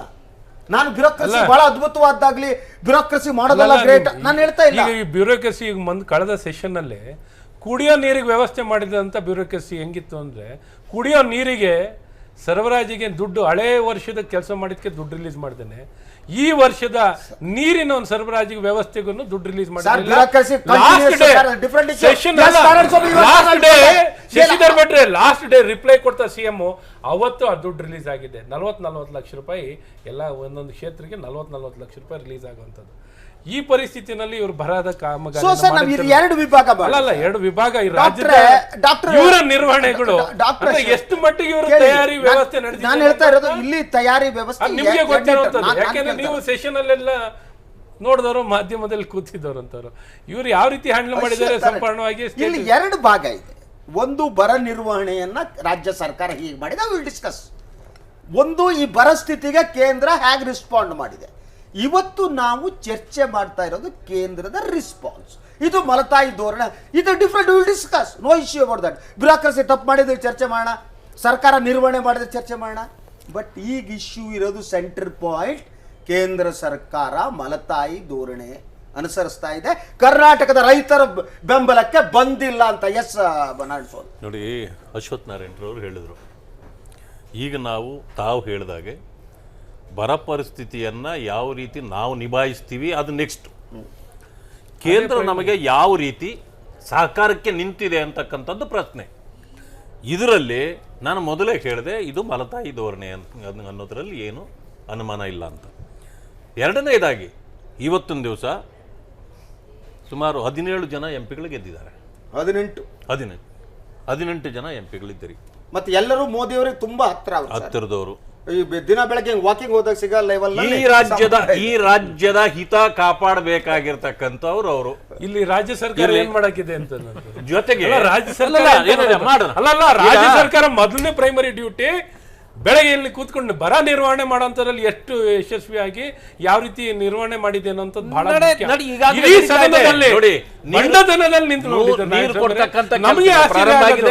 ಎಷ್ಟು ಕೆಲಸಗಳ ಪ್ರಾರಂಭ ಆಗಿದೆ. ಗೋ ಆಶ್ರಮಗಳನ್ನ ಉತ್ತರ ಇರಲಿಲ್ಲ. ನಿಮ್ಗೆ ಆಶ್ಚರ್ಯ ಆಗ್ಬೋದು, ಉತ್ತರ ಕೊಡಕ್ಕೆ ಸರ್ಕಾರದಲ್ಲಿ ಯಾವ ಉತ್ತರ ಇರಲಿಲ್ಲ. ಡಾಕ್ಟ್ರೆ ನಿರ್ವಹಣೆ ಎಲ್ಲಿವರೆಗೂ ಕಾನ್ಸ್ಟಿಟ್ಯೂನ್ಸಿ ಇದೆಯಲ್ಲ, ನಿಮ್ ಕಾನ್ಸ್ಟಿಟ್ಯೂನ್ಸಿಲಿ ಏನ್ ಬರ ಇಲ್ಲ, ಅತ್ಯಂತ ಸಮೃದ್ಧ ಬರಲ್ಲ, ಇಡೀ ಸಮೃದ್ಧ. ಅಲ್ಲ, ಅವ್ರಿಗೆ ಮೇವು ಬೇಕಾಗಿಲ್ಲ, ಅಲ್ಲಿರೋ ಬಂಗಾರದ ಅಂಗಡಿಗಳು ಅಲ್ಲಿರೋ ಬಂಗಾರದ ಅಂಗಡಿಗಳು ಅದರಿಂದಾಗಿ ಅವ್ರಿಗೆ ಪಾಪ ಅಶ್ವಥ್ ನಾರಾಯಣ ಅವರು ಬಂಗಾರದಂತ ಮನುಷ್ಯರೇ. ಅವರು ಬಂಗಾರದಂತ ಮನುಷ್ಯರು, ವ್ಯಕ್ತಿತ್ವದಲ್ಲೂ ಬಂಗಾರ ಅವರು, ಅದ್ರ ಜೊತೆಗೆ ಚೆನ್ನಾಗೇ ಇರುವಂತ ಮನುಷ್ಯ. ಬಂಗಾರದ ಮನುಷ್ಯ ನಾಣವ ಬಂಗಾರದ ಮನುಷ್ಯ. ಆದ್ರೆ ಈಗ ನಾನು ಕೇಳಿದೆ ಸಿ ಟಿ ರವಿ ಅವರ ಮಾತು ಮತ್ತೆ ಮಾನ್ಯ ಯಡಿಯೂರಪ್ಪನವರ ಮಾತು ನಾನು ಕೇಳಿದೆ, ಬಹಳ ಆಶ್ಚರ್ಯ ಆಗ್ತದೆ. ಇವರು ಕರ್ನಾಟಕದವರ ಅಥವಾ ಬೇರೆಯವರ ಅಂತ. ಯಾಕಂತಂದ್ರೆ ಅವ್ರು ಹೇಳ್ಬೋದಾಗಿತ್ತು, ಇಲ್ಲ ಕಡಿಮೆ ಆಗಿದೆಯಾ, ಆಯ್ತು ಪರಿಶೀಲನೆ ಮಾಡೋಣ, ನಾವು ಕೂಡ ಬರ್ತೀವಿ, ಹೋಗೋಣ, ಪ್ರಧಾನಮಂತ್ರಿಗಳನ್ನ ಮತ್ತೊಮ್ಮೆ ಕೇಳ್ಕೊಳ್ಳೋಣ, ಇನ್ನಷ್ಟು ಕೊಡ್ಸೋಣ, ರೈತರಿಗೆ ಒಳ್ಳೇದಾಗ್ಲಿ, ಬಡವರಿಗೆ ಒಳ್ಳೇದಾಗ್ಲಿ, ನೀರು ಬೇಕಾ ಅದಕ್ಕಾಗಿ ಇದು ಮಾಡಿಸೋಣ, ಮೇವು ಅದಕ್ಕಾಗಿ ಮಾಡಿಸೋಣ. ಪರಿಸ್ಥಿತಿ ನಾವು ನೋಡಿದ್ದೀವಿ. ಕಳೆದ ವರ್ಷ ಕೂಡ ಬರ ಇತ್ತು, ಅದೇ ಪರಿಸ್ಥಿತಿ ಕೆಲವು ಪ್ರಾಂತ್ಯಗಳಲ್ಲಿ ಅದೇ ಮುಂದುವರೆದಿದೆ. ಅಂದ್ರೆ 2-3 ವರ್ಷಗಳ ಕಾಲ ಬರ ಪರಿಸ್ಥಿತಿಯನ್ನು ಜನರು ಹೇಗೆ ಎದುರಿಸಬೇಕು? ರೈತರು ಇವತ್ತು ಕಂಗಾಲಾಗಿದ್ದಾರೆ. ಆದ್ರಿಂದ ಕರ್ನಾಟಕದ ಶೇರ್ ಏನಿದೆ ಅದು ಕೊಟ್ಟೆ ಕೊಡ್ತಾರೆ, ಆ ಕೆಲಸಗಳು ನಡೀತಾನೆ ಇರ್ತವೆ. ಆದ್ರೆ ಅವರು ಕೂಡ ಮಾಡಬೇಕಲ್ಲ, ಅದಕ್ಕೆ ಸಹಕರಿಸ್ತಾ ಇಲ್ಲ. ಒಂದು ಈ ಎರಡು ಇಶ್ಯೂಗಳು ನಾವು ಮಿಕ್ಸ್ ಮಾಡ್ತಿದ್ದೀವಿ. ಒಂದು ರಾಜ್ಯ ಸರ್ಕಾರದ ನಿರ್ವಹಣೆಗೆ ಸಂಬಂಧಪಟ್ಟಿದ್ದ ಸಪರೇಟ್ ಇಶ್ಯೂ, ಒಂದು ಕೇಂದ್ರ ಕೊಟ್ಟಿರುವುದು ಕಡಿಮೆನಾ ಹೆಚ್ಚ, ನಮ್ಮ ಮೇಲೆ ಮಲತಾಯಿ ಧೋರಣೆಯನ್ನು ತೋರಿಸ್ತಾ ಇದ್ದಾರಾ ಇಲ್ಲ, ದಟ್ ಇಸ್ ಅನ್ ಇಶ್ಯೂ. ಯಾಕಂದ್ರೆ ಇವತ್ತು ಅವರು ರಿಲೀಸ್ ಮಾಡಿದ್ದಾರೆ. ಸೊ ನಾನು ನಿಮ್ಮನ್ನು ಕೇಳೋದಕ್ಕೆ ಇಷ್ಟಪಡ್ತೀನಿ, ಈ ನಾವು ಮಲತಾಯಿ ಧೋರಣೆ ಏನಿದೆ ಇದು ಸತತವಾಗಿ ನಮ್ದೆಲ್ಲ ಎಲ್ಲರದ್ದು ಅಭಿಪ್ರಾಯ, ಕೇಂದ್ರ ರಾಜ್ಯಗಳ ಬಗ್ಗೆ, ಕರ್ನಾಟಕದ ಬಗ್ಗೆ ಮಲತಾಯಿ ಧೋರಣೆ, ಅದನ್ನ ಇವರು ಡಿಫೆಂಡ್ ಮಾಡ್ಕೊಂಡ ರೀತಿ ನಗನಗತ್ತಾ ಅಶ್ವಥ್ ನಾರಾಯಣ ಡಿಫೆಂಡ್ ಮಾಡ್ಕೊಂಡ್ರು, ಯಡಿಯೂರಪ್ಪ ಸ್ವಲ್ಪ ಮುಖ ಬಿಗ್ದುಕೊಂಡು ಅವ್ರ ಸ್ಟೈಲ್ ಅವರು ಡಿಫೆಂಡ್ ಮಾಡೋದು. ಶತಮಾನಕ್ಕೆ ಒಂದ್ಸಾರಿ 2 ಸಾರಿ ನಗ್ತಾರೆ ಅವರು. ಯಾರು? ಯಡಿಯೂರಪ್ಪನವರು. ಎಲ್ಲ ಸ್ವಲ್ಪ ಗಿಡ್ಯಂತರದ ಆಲೋಚನೆ ಜಾಸ್ತಿ ಇರೋದ್ರಿಂದ ಸ್ವಲ್ಪ ಗಂಭೀರವಾದರಾಗಿ. ನಾನು ನೋಡಿದ ಇವತ್ತೆಲ್ಲ ಚಿಕ್ಕಬಳ್ಳಾಪುರಕ್ಕೆಲ್ಲ ಹೋಗಿದ್ದಾರೆ, ಹಸಿರು ಟವಲ್ ಬೇರೆ ಹಾಕೊಂಡು ಹೋಗಿದ್ದಾರೆ. ಏನ್ ವೀಕ್ಷಣೆ ಮಾಡಿದ್ರು ಅಲ್ಲಿ ಅಂತ? ಏನು ಬೆಳೆ ಇಲ್ಲ, ನೀರಿಲ್ಲ, ಏನ್ ವೀಕ್ಷಣೆ ಮಾಡಿದ್ರು? ಅದನ್ನ ನೋಡಿದ ಮೇಲಾದ್ರೂ ಹೇಳ್ಬೇಕಾಗಿತ್ತು ಅವರು. ಇಂಥ ಬರಗಾಲದ ವಿಚಾರದಲ್ಲೂ ಕೂಡ ನಮ್ಮ ರಾಜಕಾರಣಿಗಳು ರಾಜಕೀಯವನ್ನು ಸೇರಿಸ್ಬಿಟ್ಟು ಮಾತನಾಡೋದು ಇದು ಆಘಾತಕಾರಿಯಾದ್ದು ಹೌದು ಅಲ್ವಾ? ನಾನು ಬಿಗಿನಿಂಗಿಂದ ಅದನ್ನೇ ಹೇಳ್ತಾ ಇರೋದು, ಇವರು ಬೇರೆ ವಿಷಯಗಳಲ್ಲಿ ಅವ್ರು ರಾಜಕೀಯ ಮಾಡಬೇಕು, ಮಾಡಲಿ, ಅವ್ರ ಪಕ್ಷದ ಸ್ಟ್ಯಾಂಡ್ ಇರುತ್ತೆ, ಅವ್ರ ಪಕ್ಷದ ನೀತಿಗಳಿರ್ತವೆ, ಇನ್ನೊಂದು ಪಕ್ಷನ ಅವ್ರು ಅಪೋಸ್ ಮಾಡಬೇಕಿರುತ್ತೆ, ಎಲ್ಲ ಸರಿ, ಎಲ್ಲವೂ ಬೋನಫೈಡ್ ಅದು. ಆದರೆ ಜನರ ಸಮಸ್ಯೆಗಳ ಪ್ರಶ್ನೆ ಬಂದಾಗ, ಜನ ನೀರಿಲ್ಲದೆ ಒದ್ದಾಡ್ತಾ ಇರುವಂಥ ಸ್ಥಿತಿ ಬಂದಾಗ ಅದರಲ್ಲಿ ರಾಜಕೀಯ ಮಿಕ್ಸ್ ಮಾಡಿ ಅವ್ರು ಮಾಡೋದು ಕರೆಕ್ಟಾಗಿದೆ, ಇವ್ರು ಮಾಡೋ ಕೆಲಸ ಇವ್ರು ಮಾಡಲಿ ಫಸ್ಟ್, ಈ ಥರದ ಧೋರಣೆ ಇದೆಯಲ್ಲ, ಇಲ್ಲಿ ಅವ್ರು ಬಹಿರಂಗವಾಗಿ ಹೀಗೆ ಮಾತಾಡಲಿ ಭಾಸ್ಕರ್ ಹೇಳ್ದಂಗೆ. ಆದರೆ ಅಟ್ಲೀಸ್ಟ್ ಅವ್ರು ನಮ್ಮ ಜವಾಬ್ದಾರಿ ಇದು ಅಂಥೇಳಿ ಎಲ್ಲ ಅವರೊಂದು ನಿಯೋಗ ಹೋಗಿ ಪರಿಸ್ಥಿತಿ ಹೀಗಿದೆ. ರಾತ್ರಿ ಹೊತ್ತು ಈ ಟವಲ್ ಹಾಕೊಂಡು ನಮ್ಮ ಕೆಲವು ರಾಜಕಾರಣಿಗಳು ಮಾಡ್ತಿದ್ರು ಗೊತ್ತಾ ನಿಮ್ಗೆ? ರಾತ್ರಿ ಅವ್ರು ಟವಲ್ ಹಾಕಬಿಟ್ಟು ಬೇರೆಯವ್ರ ಮನೆಗಳಿಗೆ ಹೋಗೋದು. ಅಪೋಸಿಷನ್ ಇದ್ರೆ ಕರ್ನಾಟಕದಲ್ಲಿ ಇತಿಹಾಸನೇ ಇದೆ. ಅಪೋಸಿಷನ್ ನಲ್ಲಿ ವಿಧಾನಸಭೆಯಲ್ಲಿ ಸಖತ್ ಫೈಟ್ ಮಾಡ್ಬಿಡೋದು. ರಾತ್ರಿ ಒಂದು ಟವಲ್ ತೆಗೆದು ತಲೆ ಮುಚ್ಕೊಬಿಟ್ಟು ಕಿವಿ ಮುಚ್ಕೊಬಿಟ್ಟು ನೇರವಾಗಿ ಅಧಿಕಾರಸ್ಥರ ಮನೆಗೆ ಫೈಲ್ ಇಟ್ಕೊಂಡು ಹೋಗ್ಬಿಟ್ಟು ರಿಟರ್ನ್ ಬರೋದು. ಗೊತ್ತಿಲ್ಲ, ಅಟ್ಲೀಸ್ಟ್ ಮಾರ್ಚ್ ತಿಂಗಳಲ್ಲಿ. ಎಸ್ ಪ್ರಿಯ ವೀಕ್ಷಕರೇ, ನಮ್ಮ ಭಾರತೀಯ ಜನತಾ ಪಕ್ಷದ ಸ್ನೇಹಿತರು ಕನಿಷ್ಠ ಈ ವಿಚಾರದಲ್ಲಿ ಕರ್ನಾಟಕದ ಜನ ಬರಗಾಲದಿಂದ ಬಳಲ್ತಿದ್ದಾರೆ, ಕೊಡ್ರಿ, ಇನ್ನೊಂದು ಸ್ವಲ್ಪ ಕೊಡ್ರಿ ಅಂತ ಕೇಳ್ಬೇಕಲ್ವಾ? ಬೇರೆ 150 ಸ್ಥಾನದ ಟಾರ್ಗೆಟ್ ಇಟ್ಕೊಂಡಿದ್ದಾರೆ. ನಾಳೆ ಬಂದ್ಬಿಟ್ಟಿದ್ದೀವಿ ಅಂತೇಳಿ ಈಗಲೇ ವಿಧಾನಸೌಧ ಎದುರೇ ಕಾದು ನಿಂತ್ಕೊಂಡಿದ್ದಾರೆ. ಒಳಗಡೆ ಪ್ರವೇಶ ಯಾವತ್ತು ಪ್ರಮಾಣ ವಚನ ಅಂತೇಳಿ ಇಲೆಕ್ಷನ್ 1 ವರ್ಷ ಮುಂದಿರುವಾಗ ಇದು ಮಾಡೋದು ಬೇಕೋ ಬೇಡವೋ? ಎಸ್, ಈ ಮಲತಾಯಿ ಧೋರಣೆಗೆ ಸಂಬಂಧಪಟ್ಟ ಹಾಗೆ ಕೇಂದ್ರ ಸರ್ಕಾರ ಕಳೆದ ಬಾರಿ ಯಾವ್ಯಾವ ರಾಜ್ಯಗಳಿಗೆ ಎಷ್ಟು ಬಿಡುಗಡೆ ಮಾಡ್ತು ಆ ಅಂಕಿವಿಷಯ ಇದೆ, ಅದ್ರ ಬಗ್ಗೆ ಚರ್ಚೆ ಮಾಡ್ತೇನೆ. ಸೊ ಡಾಕ್ಟರ್ ಅಶ್ವಥ್ ನಾರಾಯಣ್ ಅವರು ಭಾಳ ಚೆನ್ನಾಗಿ ಡಿಫೆಂಡ್ ಮಾಡಿಕೊಂಡ್ರು. ನನ್ನ ಹತ್ರ ಒಂದು ವರದಿ ಇದೆ, ಇದು ಕಳೆದ ವರ್ಷದ್ದು. ಕಳೆದ ವರ್ಷ ಜನವರಿ 27ರಂದು ಏನೋ ಕೇಂದ್ರ ಕೃಷಿ ಸಚಿವರು ನೀಡಿದಂಥ ಹೇಳಿಕೆ, centre releases 12,000 crore drought fund to 8 states so far. 8 ರಾಜ್ಯಗಳಿಗೆ 12,000 ಕೋಟಿ ರೂಪಾಯಿಯನ್ನು ನಾವು ರಿಲೀಸ್ ಮಾಡಿದ್ದೀವಿ ಅಂತ ಹೇಳಿ ರಾಧಾ ಮೋಹನ್ ಸಿಂಗ್ ಅವರು ಒಂದು ಹೇಳಿಕೆಯನ್ನು ಕೊಡ್ತಾರೆ. ಆ ಹೇಳಿಕೆ ಎಲ್ಲಿಗೆ ಒಂದು ಅಂಶವನ್ನು ಅದು ರಿಲೀಸ್ ಮಾಡಿದ್ದಿದೆ. ಇದೇ ಪ್ಯಾಟರ್ನಲ್ಲಿ ಈ ಸಲ ಕೂಡ ಕಂಟಿನ್ಯೂ ಆಗಿದೆ. ಆ ಅಂಕಿಅಂಶ ಬೇಕಾದ ನಂತರ ಕೊಡ್ತೀನಿ. ಅದು ಯಾವ ಪ್ಯಾಟರ್ನು ಹೇಗೆ ಮಾಡಿದ್ದಾರೆ? The centre has release 1,540 crore drought assistance to Karnataka, rupees 1,670 crore to Chhattisgarh, rupees 2,032 crore to Madhya Pradesh and rupees 3,050 crores to Maharashtra. ಇನ್ನು ಇದೇನು ಅಂದರೆ ನ್ಯಾಷನಲ್ ಡಿಸಾಸ್ಟರ್ ರಿಲೀಫ್ ಫಂಡ್ ಅಂತ ಇರುತ್ತೆ ವೀಕ್ಷಕರೇ, ಅದರ ಮೂಲಕನೇ ರಿಲೀಸ್ ಮಾಡುವಂಥದ್ದು ಮೀಟಿಂಗ್ ಮಾಡಿ. ಇಲ್ಲಿ ಗಮನಿಸಿ ನೀವು, ಕರ್ನಾಟಕಕ್ಕೆ 1,540 ಕೋಟಿ, ಕರ್ನಾಟಕದಲ್ಲಿ ಕಾಂಗ್ರೆಸ್ ಸರ್ಕಾರ 1,670 ಕೋಟಿ ಛತ್ತೀಸ್ಗಢಕ್ಕೆ. ಛತ್ತೀಸ್ಗಢ ಎಷ್ಟು ದೊಡ್ಡ ರಾಜ್ಯ? ಅದು ಕರ್ನಾಟಕದಕ್ಕಿಂತ ದೊಡ್ಡದಾಗಿದೆಯಾ? ಇಡೀ ಛತ್ತೀಸ್ಗಢಕ್ಕೆ ಬರಗಾಲ ಬಂದ್ರು ಅದು ಕರ್ನಾಟಕದ ಯಾವ ಜಿಲ್ಲೆಗೆ ಸಮ? ಕೋಲಾರ ಚಿಕ್ಕಬಳ್ಳಾಪುರ ಜಿಲ್ಲೆಯನ್ನು ಜೋಡಿಸಿದ್ರೆ ಎಷ್ಟಾಗತ್ತೋ ಅಷ್ಟೇ ಇದೆ ಛತ್ತೀಸ್ಗಢ. ಅಲ್ಲಿ ನೀವು 1,670 ಕೋಟಿ ಕೊಡ್ತೀರಿ. ಕರ್ನಾಟಕ ಕಳೆದ ಬಾರಿನೂ 120 ತಾಲೂಕುಗಳಲ್ಲಿ ಬರಗಾಲ ಇತ್ತು, ಅವರಿಗೆ ನೀವು 1,540 ಕೋಟಿ ಕೊಡ್ತೀರಿ.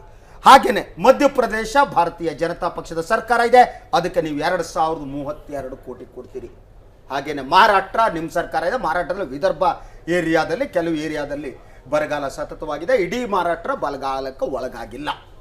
ಒಟ್ಟಾರೆ ನೀವು ಪ್ರದೇಶವಾರು ವ್ಯಾಪ್ತಿಯನ್ನು ತೆಗೆದುಕೊಂಡ್ರೂ ಕೂಡ ಮಹಾರಾಷ್ಟ್ರ ಎಷ್ಟು ಬರಗಾಲವನ್ನು ಬರಗಾಲ ಎದುರಿಸ್ತೋ ಅದಕ್ಕಿಂತ ಜಾಸ್ತಿ ಕರ್ನಾಟಕ ಬರಗಾಲ ತಾಲೂಕುಗಳು ಜಾಸ್ತಿ ಇವೆ. ಕಳೆದ ವರ್ಷನೂ ಅಷ್ಟೇ, ಈ ವರ್ಷನೂ ಅಷ್ಟೇ. ಆದರೆ ನೀವು ಮಹಾರಾಷ್ಟ್ರಕ್ಕೆ 3,050 crores ಕೊಡ್ತೀವಿ. ಇದು ಮಲತಾಯಿ ಧೋರಣೆನಾ? ಇದು ರಾಜಕೀಯ ಕಾರಣನಾ? ಇದು ನನ್ನ ಪಕ್ಷದ ಸರ್ಕಾರ ಇದೆ, ಆದ್ದರಿಂದ ಇವರು ನಮ್ಮ ರೈತರು, ನಾನು ಅವರಿಗೆ ಪರಿಹಾರ ಕೊಡ್ತೀನಿ. ಇನ್ನೊಂದು ರಾಜ್ಯದಲ್ಲಿ ನನ್ನ ಪಕ್ಷದ ಸರ್ಕಾರ ಇಲ್ಲ, ಅದರಿಂದ ಕೊಡೋಲ್ಲ ಅನ್ನುವ ಮನಸ್ಥಿತಿನ? ನನಗೆ ಗೊತ್ತಿಲ್ಲ. ನಾನು ಪ್ಯಾನಲಿಸ್ಟ್ ಇದ್ದಾರೆ. ಎಸ್ ಫಸ್ಟ್ ನಾರಾಯಣ ಸ್ವಾಮಿ ಈ ಅಂಕಿಅಂಶ ಕೊಟ್ಟಿದ್ದೀನಿ ನಾನು ಕಳೆದ ವರ್ಷದ್ದು. ಖಂಡಿತ ಅದನ್ನೇ ನಾನು ಮೊದಲನೇ ಹೇಳಿದೆ, ಇದು ಮಲತಾಯಿ ಧೋರಣೆನೆ.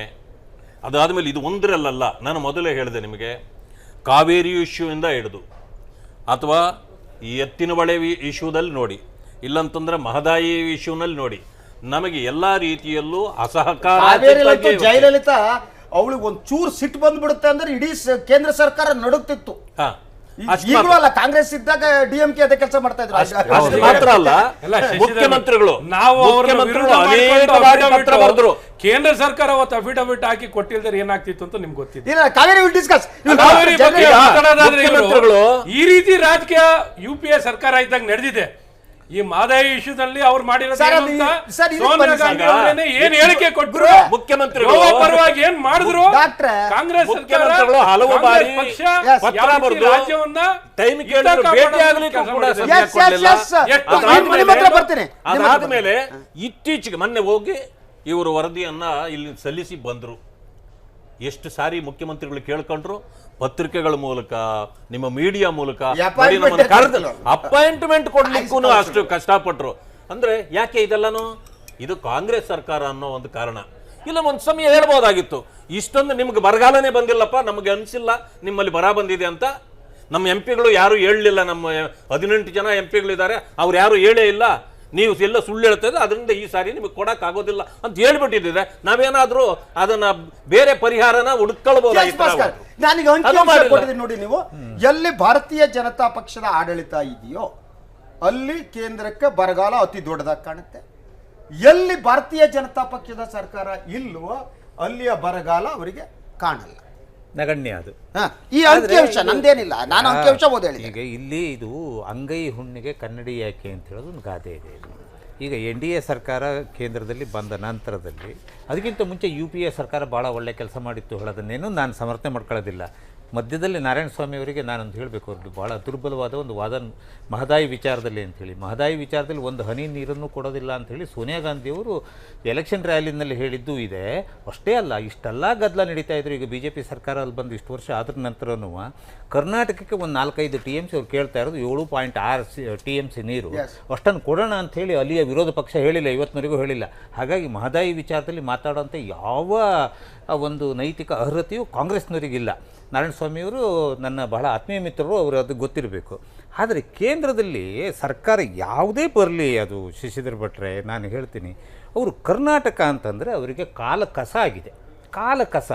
ಈಗಂತೂ ಮೋದಿಯವರ ಸರ್ಕಾರ ಅವರು ಎಲ್ಲಿ ದೇಶದಲ್ಲಿ ಏನು ಮಾಡ್ತಿದ್ದಾರೋ ಏನು ಮಾಡ್ತಾ ಇಲ್ವೋ ನಮಗೆ ಗೊತ್ತಾಗ್ತಾ ಇಲ್ಲ. ಯಾಕೆಂದರೆ ನಾವು ಕರ್ನಾಟಕದಲ್ಲಿ ಬೆಂಗಳೂರಿನಲ್ಲಿ ಇದ್ಕೊಂಡು ನಾವು ನೋಡ್ತಿದ್ದೇವೆ ಇಲ್ಲಿ ಏನಾಗ್ತಾಯಿದೆ ಅಂತ. ಇಲ್ಲಿ ಒಂದು ಹೆಚ್ಚು ಕಡಿಮೆ 3/4 ಭಾಗ ಬರದಿಂದ ಪಾರ್ಶ್ವವಾಯು ಥರ ಆಗಿದೆ ಇಡೀ ಕರ್ನಾಟಕದ ಭೂಮಿ. ರೈತರ ಪಾಡು ನಾಯಿ ಪಾಡು ಆಗ್ತಾಯಿದೆ ಇವತ್ತು ಅವ್ರ ಪರಿಸ್ಥಿತಿ. ಆದರೆ ಆಯಿತು, ಈಗ ನೀವು 1500 ಕೋಟಿನೋ 6 ಕೊಡ್ತೀವಿ, ನಾವು ಇದನ್ನು ಫಸ್ಟ್ ಇನ್ಸ್ಟಾಲ್ಮೆಂಟ್ ಕೊಡ್ತಾ ಇದ್ದೀವಿ ಹೇಳಬೇಕು. ಅಲ್ಲ, ಅದನ್ನು ಕಡೆಯ ಪಕ್ಷ ಅವರು ಅದನ್ನು ಹೇಳಬೇಕು. ನೀವು ಹೇಳಿ ನಾವು ಇದನ್ನು ಕೊಡ್ತೀವಿ ಅಂತ. ಆಮೇಲೆ BJP ನಾಯಕತ್ವಕ್ಕೂ ಒಂದು ಹೊಣೆಗಾರಿಕೆ ಇರ್ತದೆ. ಅಶ್ವಥ್ ನಾರಾಯಣ ಅವರೇ ಹೇಳ್ಬೋದಿತ್ತು. ಈಗ ಇದು ಪಕ್ಷದ ಅಧ್ಯಕ್ಷರು ಮಾತಾಡಿದ್ದಾರೆ, ಇಲ್ಲಿ ರಾಜ್ಯ ಸರ್ಕಾರ ಕೊಟ್ಟ ಹಣನೇ ಸರಿಯಾಗಿ ವಿನಿಯೋಗ ಮಾಡ್ತಾ ಇಲ್ಲ, ಇದು ಯುದ್ಧೋಪಾದಿಯಲ್ಲಿ ಅವ್ರು ಕೆಲಸ ಮಾಡಬೇಕು ಅಂಥೇಳಿ ಅವ್ರು ಹೇಳಬೇಕಿತ್ತು. ನಾವು ಇದನ್ನು ತಗೊಳ್ಳೋಣ, ಈ ದುಡ್ಡನ್ನು ತಗೊಳ್ಳೋಣ, ಆಮೇಲೆ ಇನ್ನಷ್ಟು ಬೇಕು ಅಂಥೇಳಿ ಕೇಂದ್ರದ ಮೇಲೆ ನಾವು ಇಬ್ಬರು ಹೋಗಿ ಒಟ್ಟಿಗೆ ಹೋಗಿ ಒತ್ತಾಯ ಹಾಕೋಣ, ಆ ದುಡ್ಡು ತರೋದಕ್ಕೆ ಪ್ರಯತ್ನ.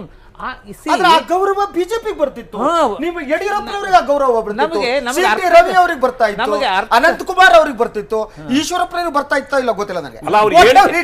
ಹೇಳಿಕೆಗಳೇನಾದ್ರೂ ಗಮನಿಸ್ಬಿಟ್ರೆ ಯಡಿಯೂರಪ್ಪನವ್ರದ್ದು, CT ರವಿ ಅವ್ರದ್ದು ನಮಗೆ ಅರ್ಥ ಕಡಿಮೆ ಕೊಡಿ ಅಂತ ಇವರೇ ಹೇಳ್ಬಿಟ್ಟವ್ರು. ಆದ್ರೆ ನಮಗೆ ಅರ್ಥ ಆಗದೆ ಇರೋದು ಏನು ಅಂತಂದ್ರೆ, ಈ BJPಯವರು ಇಂಥ ವಿಚಾರದಲ್ಲಿ ರಾಜಕೀಯ ಮಾಡಬೇಕು. ಯಾಕೆಂದ್ರೆ BJPಯವರು ಏನು ಸನ್ಯಾಸಿಗಳಲ್ಲ, ಅವ್ರು ರಾಜಕೀಯ ಮಾಡಬಾರ್ದು ಹೇಳಿ ನಾನು ಹೇಳೋದಿಲ್ಲ. ರಾಜಕೀಯ ಮಾಡಲಿ, ಅವ್ರು ಮಾಡಲಿ. ಆದರೆ ಬರದಂಥ ವಿಚಾರದಲ್ಲಿ, ಇದು ಏನು ಪ್ರವಾಹದಂಥ ವಿಚಾರ, ನೈಸರ್ಗಿಕ ವಿಕೋಪಗಳಿದೆಯಲ್ಲ, ಅಂಥ ಸಂದರ್ಭದಲ್ಲಿ ಎಲ್ಲ ರಾಜಕಾರಣಿಗಳು ಒಂದೇ ಧ್ವನಿಯಾಗಿ ಕೇಂದ್ರದ ಮೇಲೆ ಒತ್ತಾಯ. ಒಂದು ಅಂಕಿಅಂಶ ಇದೆ, ಬಹಳ ಕ್ಲಿಯರ್ ಆಗಿ ತೋರಿಸ್ತಾ ಇದೆ. ಸತತವಾಗಿ ಕೇಂದ್ರ ಸರ್ಕಾರ ಬರಗಾಲ ಪರಿಹಾರವನ್ನು ನೀಡುವ ವಿಚಾರದಲ್ಲಿ ತಮ್ಮ ಪಕ್ಷ ಆಡಳಿತ ನಡೆಸುತ್ತಿರುವ ರಾಜ್ಯಗಳಿಗೂ ಬೇರೆ ಒಂದು ಪಕ್ಷ ಆಡಳಿತ ನಡೆಸುತ್ತಿರುವ ರಾಜ್ಯಕ್ಕೂ ವ್ಯತ್ಯಾಸ ಮಲತಾಯಿ ಧೋರಣೆ ಅನುಸರಿಸಿದೆ. It has been clear last years. Radha Mohan Singh statement clear ಆಗಿ ಹೇಳುತ್ತೆ. ಸೊ ಬಟ್ ಇವರಿಲ್ಲ ಅಂತಾರೆ. Very clear cut. ಅದರಲ್ಲಿ BJP ಒಬ್ಬರೇನೆ ದೋಷಿಗಳು ಕಲ್ಪಿಟ್ಸು ಅಂತಲ್ಲ, ಯಾವ ಸರ್ಕಾರ ಇದ್ರೂ ಅದನ್ನೇ ಮಾಡ್ಕೊಂಡು ಬಂದಿರೋದು. ಕರ್ನಾಟಕಕ್ಕೆ ಮೊದಲಿಂದನೂ ಅನ್ಯಾಯ ಆಗಿದೆ. ಈಗ ಇವರು ಈ ಸಲ ಬರ ಪರಿಹಾರ ಅಂತ ಕೊಟ್ಟಿದ್ದಾರೆ, ನೆರೆ ಪರಿಹಾರನೂ ಕೇಳಿದರು. ಹೈದರಾಬಾದ್ ಕರ್ನಾಟಕದಲ್ಲಿ ಪ್ರವಾಹ ಪರಿಸ್ಥಿತಿ ಇತ್ತು, ನೆರೆಯಿಂದಾಗಿ ಬೆಳೆ ನಷ್ಟ ಆಗಿರೋ ಕೇಸ್ಗಳು ನಾನೇ ನೋಡಿ ಬಂದಿದ್ದೀನಿ. ಅಲ್ಲಿಗೆ ಇವ್ರು ಪರಿಹಾರ ಕೊಡೋ ಮಾತೂ ಇಲ್ಲ, ಅವ್ರಿಗೆ ಇದುವರೆಗೂ ಪರಿಹಾರ ಸಿಕ್ಕೂ ಇಲ್ಲ. ರೈತರಾಗಿದ್ದರೂ ಕೂಲಿ ಕೆಲಸ ಮಾಡ್ತಾ ಇದ್ದಾರೆ. ಸೊ ಇವರು ಒಂದು ಆಸ್ಪೆಕ್ಟ್ನ ಮುಟ್ಟಕ್ಕೆ ಹೋಗಿಲ್ಲ. ನಾನು ಏನು ಎಕ್ಸ್ಪೆಕ್ಟ್ ಮಾಡ್ತಿದ್ದೆ ಗೊತ್ತಾ ಅಶ್ವಥ್ ನಾರಾಯಣ ಅವರೇ, ನಾನು ಯಡಿಯೂರಪ್ಪನವರ ರಾಜಕೀಯ ಬದುಕನ್ನು ನಾನು ನೋಡ್ಕೊಂಡು ಬಂದವನು.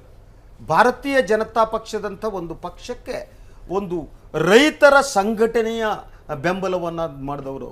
ರೈತರು ಹೋರಾಟ ಮಾಡಿದವ್ರ. I will record for that. ಉಳಿದು ಬೇರೆ ಅವ್ರ ಮೇಲೆ ಬಂದು ಭ್ರಷ್ಟಾಚಾರದ ಆರೋಪಗಳು ಬೇರೆ. ಮುಖ್ಯಮಂತ್ರಿ ನಗರ ಕೇಂದ್ರಿತ ಪಕ್ಷ ಹೇಳ ಒಂದು ಹಣೆ ಬರವನ್ನು ಅಳಿಸಿದ್ದೇ ಅವರು ಇವತ್ತು ಕೂಡ ನಾನು ಹಸಿರು ಶಾಲು ಹಾಕೊಂಡು ಕೂತಿದ್ದನ್ನು ನೋಡಿದೆ. ಹಸಿರು ಶಾಲು ರೈತರ ಆತ್ಮಾಭಿಮಾನದ ಸಂಕೇತ, ಅದು ರೈತರ ಗೌರವದ ಸಂಕೇತ, ಅದು ರೈತರ ಪ್ರತಿಭಟನೆಯ ಸಂಕೇತ. ಅದು ಅಂತ ಶಾಲ್ ಹಾಕೊಂಡು ನೀವು ಕೊಟ್ಟಿರುವುದು ಸಾಕ್ರೆ, ಬೇಕಾಟ್ಕೊಡೋ ಯೂಸ್ ಮಾಡ್ಕೊಳ್ಳಿ ಅಂತ ಮೋದಿಯ ಪರವಾಗಿ ನೀವು ವಾಲ್ಗ ಊದಿದ್ರೆ, ಹಾಕೊಂಡೇ ಹೇಳ್ಬಿಟ್ಟಿದ್ದಾರೆ. ನೀವು ಹೇಳಿದ್ರೆ ರಾಜ್ಯದ ರೈತರು ಅನುಭವಿಸ್ತಾ ಇರುವವರು ಅವ್ರು ಏನು ಅಂದ್ಕೋಬೇಕು ಅಶ್ವಥ್ ನಾರಾಯಣ್ ಸರ್? ಈಗ ಮುಖ್ಯವಾಗಿ ನೀವು ಇವತ್ತು ಕಂಪ್ಯಾರಿಸನ್ ಸ್ಟೇಟ್ಮೆಂಟ್ ಕೊಟ್ಟಿದ್ದೀರಾ, ಕಳೆದ ವರ್ಷದ ಒಂದು ಸ್ಟೇಟ್ಮೆಂಟ್ ಕೊಟ್ಟಿದ್ದೀರಾ. ಈಗ ನೀವು ಹೇಳಿದ್ರಲ್ಲ, ಯಾವ ಆಧಾರದ ಮೇಲೆ ಹೇಗೆ ರಿಲೀಸ್ ಆಗಿದೆ ಅಂತ ಒಂದು ಜಸ್ಟಿಫಿಕೇಶನ್ ಇರಲೇಬೇಕಲ್ವಾ? ಯಾಕೆಂದರೆ ಯಾವ್ಯಾವ ರಾಜ್ಯಕ್ಕೆ ಯಾವ ಆಧಾರದ ಮೇಲೆ ಹಣ ಬಿಡುಗಡೆ ಆಗಿದೆ ಅನ್ನೋಂಥದ್ದು ಒಂದು ಆಧಾರ ಇರುತ್ತದೆ, ಒಂದು ರಿಪೋರ್ಟ್ ಇರುತ್ತೆ. ಹೇಳಿ ಸರ್, ಜಸ್ಟಿಫಿಕೇಶನ್ ಏನು ಸರ್? ಛತ್ತೀಸ್ಗಢದಂತ ಸಣ್ಣ ರಾಜ್ಯ, ಈಗ ಸಣ್ಣ ಅಂದ್ರೆ ನೀವು ಹೇಳಬೇಕು ರಿಪೋರ್ಟ್ನಲ್ಲಿ. ಇವಾಗ ಆ ಕಂಪ್ಯಾರಿಸನ್ ನನಗೀಗ, ಯಾಕೆಂದರೆ ಛತ್ತೀಸ್ಗಢನಲ್ಲಿ ಏನಾಗಿತ್ತು, ಯಾವ ಆಧಾರದ ಮೇಲೆ ರಿಲೀಸ್ ಮಾಡಿದ್ದಾರೆ, ಡಾಕ್ಯುಮೆಂಟೇಷನು. ಯಾಕೆಂದರೆ ಈ ಸಬ್ಜೆಕ್ಟ್ ನೀವು ತೊಗೊಂಡಿದ್ದೀರಾ, ಈ ಸಬ್ಜೆಕ್ಟ್ ತೊಗೊಂಡಾದಾಗ ಆ ಒಂದು ಇನ್ಫಾರ್ಮೇಷನ್ ಏನು, ಒಂದು ಕಂಪ್ಯಾರಿಟಿವ್ ಸ್ಟಡೀಸ್ ಏನಿರುತ್ತೆ ನನಗೆ ಗೊತ್ತಿರಲ್ಲ. ಯಾಕೆಂದರೆ ನನಗೆ ನೀವು ಕೇಳಿದ್ರೆ ಈ ಸಬ್ಜೆಕ್ಟ್ನಲ್ಲಿ ನಾನು ಹೆಚ್ಚು ನಿಮ್ಗೆ ಹೇಳಕ್ಕೆ ಕಷ್ಟ ಆಗಿದೆ. ಆದರೆ ಇವತ್ತು ರಿಪೋರ್ಟ್ಗಳು, ನನಗೇನಾದ್ರು ಮಾಹಿತಿ, ರಿಪೋರ್ಟ್ಗಳು ಕಂಪ್ಯಾರಿಸನ್ ನಾನು ಖಂಡಿತ ಇದ್ರ ಬಗ್ಗೆ ಅಧ್ಯಯನ ಮಾಡೋದು. ನೀವು ಅಧ್ಯಯನ ಮಾಡಿ. ಅಶ್ವಥ್ ನಾರಾಯಣ್ ಅವರು ಇನ್ನೊಂದು ಹೇಳ್ಬೋದು, ಏನಂತಂದ್ರೆ ಭಾಸ್ಕರ್ ಅವರು ಕೋಲಾರ ಚಿಕ್ಕಬಳ್ಳಾಪುರ ಅಷ್ಟೇ ಇದೆ ಅಂತ. ಅದನ್ನ ಬಿಡಿ. ಎಸ್, ಛತ್ತೀಸ್ಗಢ ಬಿಟ್ಟಾಕ್ಬೋಣ, ಮಹಾರಾಷ್ಟ್ರ ಬಿಟ್ಟಾಕ್ಬೋಣ, ಮಧ್ಯಪ್ರದೇಶ ಬಿಟ್ಟಾಕ್ಬೋಣ, ಕಳೆದ ವರ್ಷ ಎಷ್ಟು ಕೊಟ್ಟರು ಅಂತ ಬಿಟ್ಟಾಕ್ಬೋಣ. ಇನ್ನು ಫ್ರೆಶ್ ಆಗಿ ನೋಡೋಣ, ಇವತ್ತು ಕೊಟ್ಟಿದ್ದನ್ನು ನೋಡ್ತಾ ಇದ್ದೀವಿ. ಹೇಳಿ ಸರ್, ನಿಮ್ಮ ಪಕ್ಷದ ಅಧ್ಯಕ್ಷರು ಅವರು ರೈತ ನಾಯಕರು ಅಂತ ಪ್ರತಿಬಿಂಬಿತ ಆದವರು. ಅವರು ಎಂದು ಇತ್ತೀಚಿನವರೆಗೆ ಅವರು ಇವನ್ ಕೋಮುವಾದಿ ರಾಜಕಾರಣ ಕೂಡ ಅಂತ ಬೆಂಬಲ ಕೊಟ್ಟವರು. ಬಟ್ರೆ ಮುಖ್ಯಮಂತ್ರಿ ಆಗ್ಬೇಕಿದ್ರು ಪ್ರಮಾಣ ವಚನ ಸ್ವೀಕರಿಸಿದ್ದು ರೈತರ ಪರವಾಗಿ ಪ್ರತ್ಯೇಕ ಬಜೆಟ್ ಅಂತೇಳಿ ಹೊಸ ಪುಸ್ತಕ ರೈತ ಬಜೆಟ್. ಹೇಳಿ ಸರ್, ಅವರು ಇವತ್ತು ಹೇಳಿದ ಮಾತು ಸರ್, ನೀವು ಹೇಳಿ ಸರ್. ಅವರು ಈ ಕೊಟ್ಟಿದ್ದು ಸಾಕಪ್ಪ, ಬೇಕಾದಷ್ಟು ಆಯ್ತು, ನಮ್ಗೆ ಸಮಾಧಾನ ಆಗಿದೆ ಅನ್ನೋದು ಇದು ಕರ್ನಾಟಕದ ರಾಜ್ಯದ ರೈತರಿಗೆ ಮಾಡುವ ಅನ್ಯಾಯ ಅಂತ ತಮ್ಗೆ ಅನ್ಸಲ್ವ ಸರ್? ಹೇಳಿ ಸರ್. ಈಗ ಅವ್ರ ಪ್ರಕಾರ ಅನಿಸಿಕೆ ಏನು, ಇವತ್ತೇನು ಸ್ಟಡಿ ಮಾಡಿದ್ದಾರೆ, ಇವತ್ತು ನೋಡಿ ಕಳೆದ ಬಾರಿ ರಿಲೀಸ್ ಆಗಿದ್ದು 1000 ಕೋಟಿ ಫಸ್ಟ್ ಇನ್ಸ್ಟಾಲ್ಮೆಂಟ್ ರಿಲೀಸ್ ಆಯಿತು. ಈ ಬಾರಿ 1800 ಕೋಟಿ ರಿಲೀಸ್ ಆಗಿದೆ. 1800 ಕೋಟಿ ರಿಲೀಸ್ ಆಗ್ತಿರೋದು ಫಸ್ಟ್ ಇನ್ಸ್ಟಾಲ್ಮೆಂಟ್. ಸರ್, ಕಳೆದ ಬಾರಿ ಈ ಬಾರಿ ಎಷ್ಟು ಬರಗಾಲ ಅಲ್ಲ 1000 ಇನ್ಸ್ಟಾಲ್ಮೆಂಟ್ ಅಂತ ಎಲ್ಲಿ ಹೇಳಿದ್ದಾರೆ? ಅಲ್ಲ ಇವಾಗ ಲಾಸ್ಟ್ ಟೈಮ್ ಏನು ಸೆಕೆಂಡ್ ಇನ್ಸ್ಟಾಲ್ಮೆಂಟ್ ಕೊಡ್ತೀನಿ ಅಂತ ಏನು ಹೇಳಿರ್ಲಿಲ್ಲ.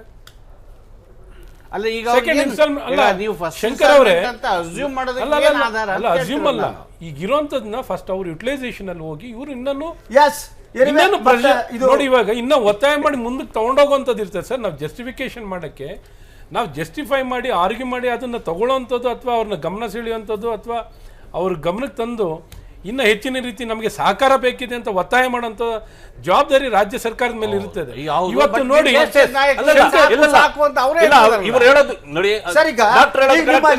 ಈಗ ನೋಡಿ ಸರ್, ನೀವು ಪ್ರಮುಖ ವಿರೋಧ ಪಕ್ಷ ಆಗಿದ್ದೀರಿ ಕರ್ನಾಟಕದಲ್ಲಿ, ಪ್ರಬಲ ನಾಯಕರೆಲ್ಲ ಇದ್ದಾರೆ.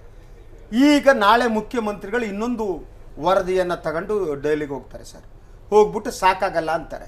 ಅವ್ರ ಮಾತನ್ನ ನಿಮ್ಮ ನಾಯಕರು ನಂಬ್ತಾರೋ? ಸಾಕು ಅಂತ ಹೇಳಿದ ಯಡಿಯೂರಪ್ಪನವರು, CT ರವಿ ಅವರು, ಅನಂತಕುಮಾರ್ ಹೇಳಿಲ್ಲ, ಅವ್ರು ಹೇಳ್ಬೋದು, ಅಥವಾ ಅಶ್ವಥ್ ನಾರಾಯಣ್ ಅವರು ಈಗ ಕೂತ್ಕೊಂಡು ಹೇಳ್ತಾ ಇರೋದು ಅದನ್ನ ಒಪ್ತಾರ ಮೋದಿ ಅವರು? ಸರ್, ಈಗೆಲ್ಲ ನಾವು ಇರುವಂತದ್ದು ಏನು, ಕರ್ನಾಟಕ ಜನ ಹಿತ ಕಾಪಾಡಬೇಕು ಅಂತಾನೆ ಇರುವಂತದ್ದು.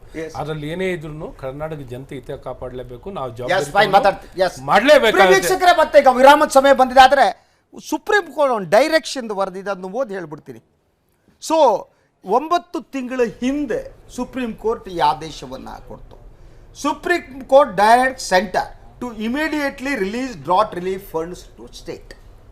ಸೊ ಅದನ್ನು ಪ್ರಶಾಂತ್ ಭೂಷಣ್ ಅವರು ಏನಿದ್ದಾರೆ, ಅವರ NGO ಸಂಸ್ಥೆ ಸ್ವರಾಜ್ ಅಭಿಯಾನ್ ಅವರು ಒಂದು ಪಬ್ಲಿಕ್ ಇಂಟ್ರೆಸ್ಟ್ ಲಿಟಿಗೇಷನನ್ನು ಸುಪ್ರೀಂ ಕೋರ್ಟ್ನಲ್ಲಿ ಇದು ಮಾಡ್ತಾರೆ. ಆವಾಗ ಒಂದು ಪ್ರಶಾಂತ್ ಭೂಷಣ್ ಒಂದು ಆರ್ಗ್ಯುಮೆಂಟ್ ಮಾಡ್ತಾರೆ. ಇದು ಆದ ಮೇಲೂ ಕೂಡ ಇದ್ರ ಬಗ್ಗೆ ಬೇರೆ ಅಂಕಿಅಂಶ ಹೊರಗಡೆ ಬಂದಿದ್ದನ್ನು ನಾನು ಗಮನಿಸಿಲ್ಲ. ಇದು ಇಂಟ್ರೆಸ್ಟಿಂಗ್ ಆಗಿದೆ. NGO Swaraj Abhiyan's advocate Prashant Bhushan argues that the centre was supposed to release 36,000 crore 36,000 ಕೋಟಿ under the national rural employment guarantee act, but instead releasing 3,000 crores in 2015.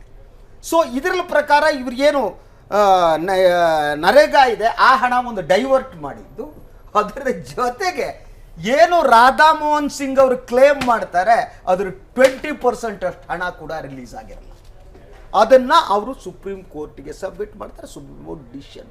ಆದ್ದರಿಂದ ಈ ಬರಗಾಲ ಪರಿಹಾರದ ಎಲ್ಲ ವ್ಯವಹಾರಗಳು ಅಂಕಿಅಂಶಗಳು ಏನಿವೆ ಇದು ಸಾಮಾನ್ಯ ಜನರ ಕೈಗೆ ಎಟಕದಲ್ಲ ಸ್ವಾಮಿ. ಕೋರ್ಟಲ್ಲಿ ಮಾತಾಡ್ತೀವಿ, ಇಲ್ಲಿ ಬಂದಿರಲ್ಲ. ಕಮ್ಮನಹಳ್ಳಿಯಲ್ಲಿ ನಡೆದ ಯುವತಿ ಮೇಲಿನ ಲೈಂಗಿಕ ದೌರ್ಜನ್ಯ ಪ್ರಕರಣದ ತನಿಖೆ ಚುರುಕೊಂಡಿದೆ.